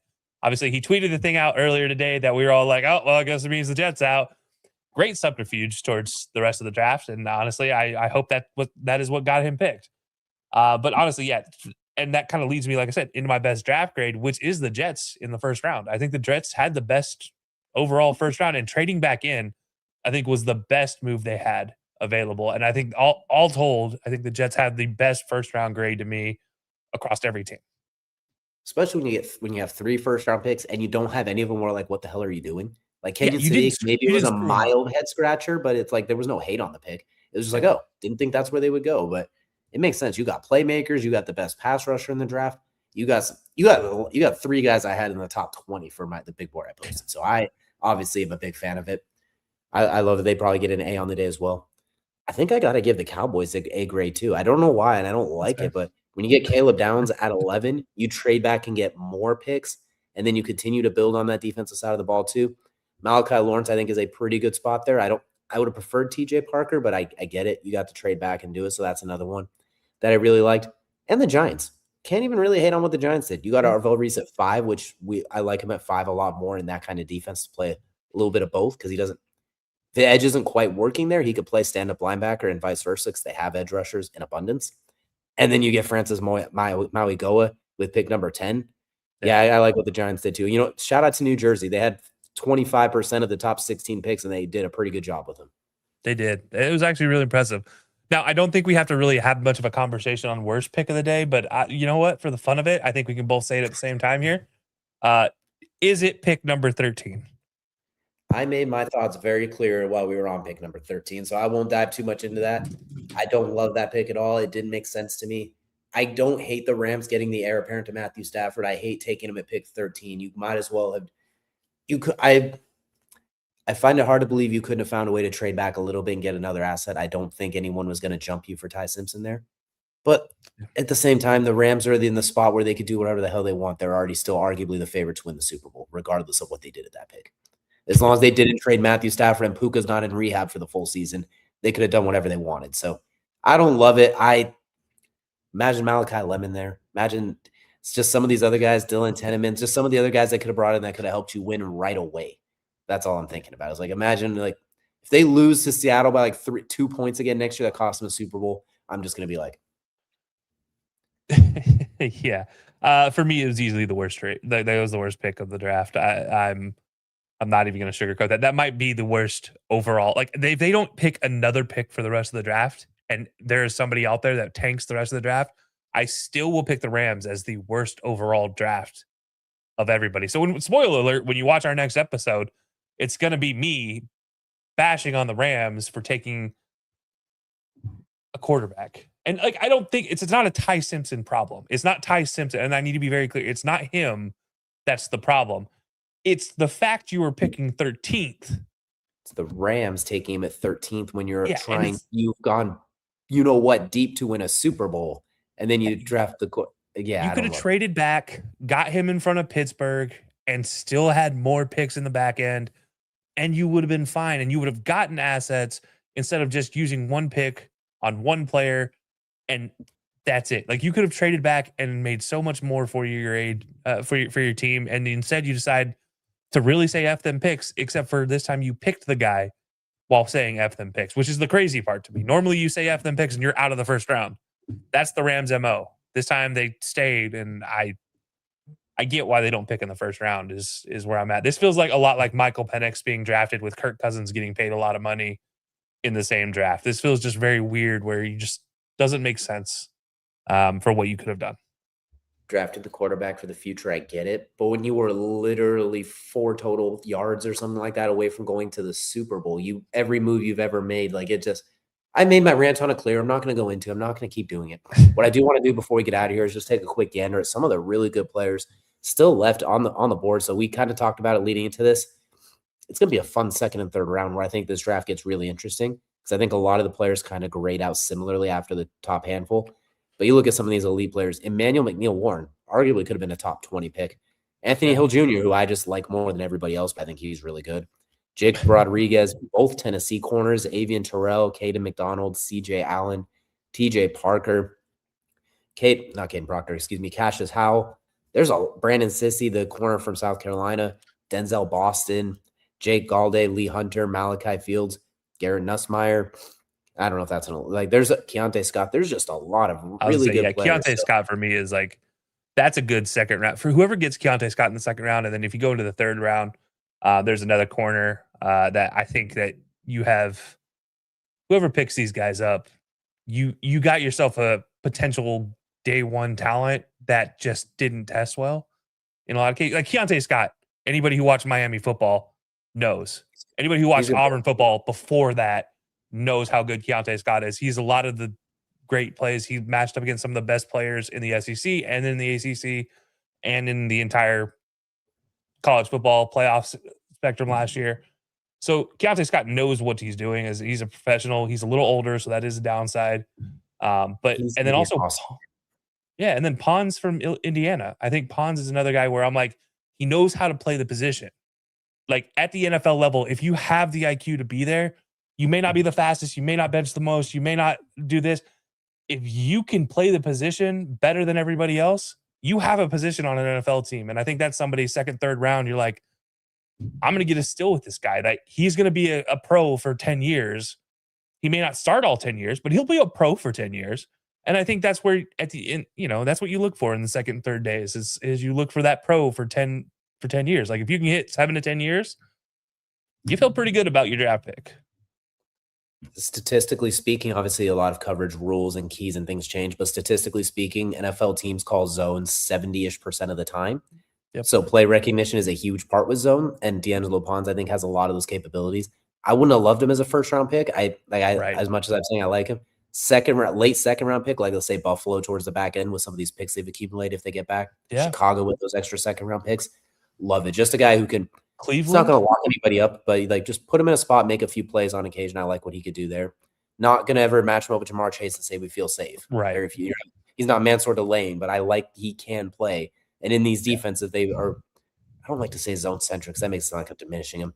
But where they're going to play zone more often than not, and he has the play recognition. If he's not put in a spot where he has to go out athlete, an elite athlete, doesn't have to chase Jamar Chase or chase those guys up and down the sideline. I like him a lot there as well. There's some very, very good players still available. I'm going to be curious about the Garrett Nussmeier thing too, because he was by a lot of people's QB1 coming into the college season. Yeah. Rough season, the cyst on his back on top of it, the Brian Kelly factor, and he's a little bit smaller than I think a lot of us thought he'd be at like 6'1", 208 pounds. So I think maybe he's a little bit bigger. It wouldn't have hurt as bad, but with the injury and stuff, that does hurt him. But he still has really good command of the offense, really good accuracy overall, plays the position very well. Very Brock Purdy-esque, and that's not just a short, tiny guy by quarterback standard joke. I think they do a lot of same things, which you can win with. So I'll be curious what he does. And before I toss it back to you to wrap us up with anything else too, those teams that didn't pick already, they're looking at the board, like some of those teams in the second round, like the Bengals, the Colts, the Jaguars, the Bills, and the Niners who traded back. Like, yeah, we're good. We're set. Maybe not the Colts because they're stupid, but the rest of the teams are sitting there like, yeah, we're set. We're feeling pretty good with what we have available, especially the Niners. Pick 33, so you just traded back just to – I'm guarantee whoever they had on their board is probably still there, who they'd have taken at 27.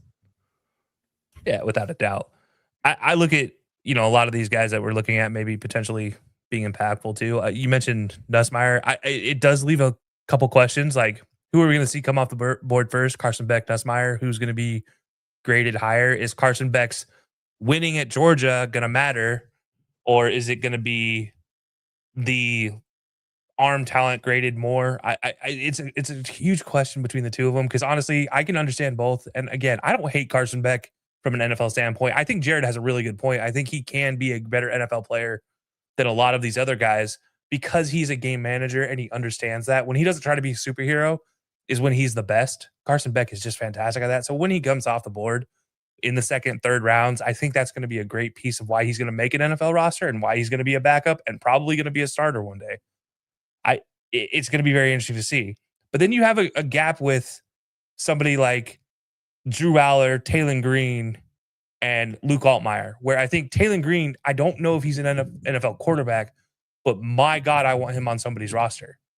I want the Bears and Ben Johnson to have that on their roster. I don't know what they're going to do with it, but my goodness, I like the idea of it. But I agree with you. I think Carson Beck's going to be higher on, more boards because he looks like an NFL quarterback. The size, the arm, he has the typical quarter where Nussmeier's a little smaller. I like Nuss better, but that's me. And like you said, I think there's nothing wrong with Carson Beck. Because I don't like his face that much, but that's a completely irrelevant helmet. So I think that's a very good spot.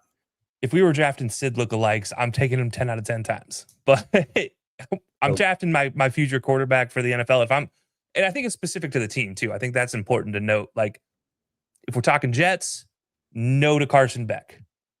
But if we're talking, let's say, a Brock Purdy follow-up in San Francisco, yes to Carson Beck. I think Carson Beck fits that offense perfectly. I think a lot of the offenses like San Francisco's could be a Carson Beck-led offense. I think that's a fit for him. Hear me out. The Rams take him in the third round, and in the first round, they do something that helps them win the Super Bowl next year, so he's your Matthew Stafford. We don't have a time machine or I'm going to rant, even though I'm not a Rams fan. I'm going to rant about it. Even if they win the Super Bowl next year, I'll still be mad about it. But I don't have a telephone booth to go back in time to change that. I'm sorry, DJ. I'm going to complain until it happens. There's also Drew Aller, who was very highly rated coming into the season, but a rough season in the injury. Maybe someone takes it.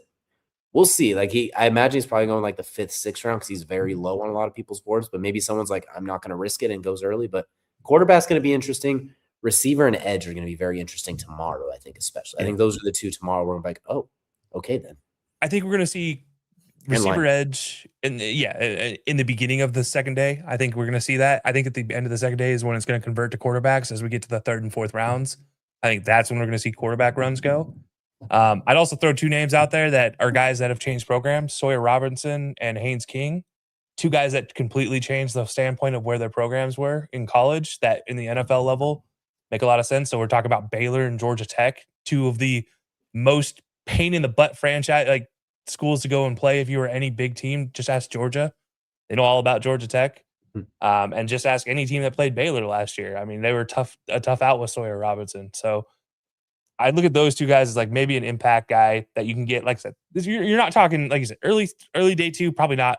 Day 3 is when they're going to be most impactful. And I think they can make a roster. And we always talk about this since Tom Brady was a thing.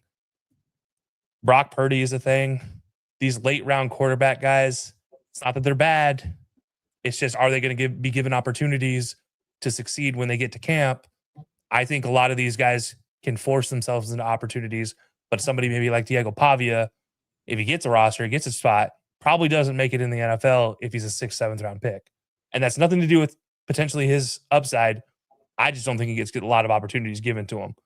But I think some of these other guys can force themselves into opportunities depending on where they go. And I think that's a bigger part of the conversation for these quarterbacks, especially day 2 and 3.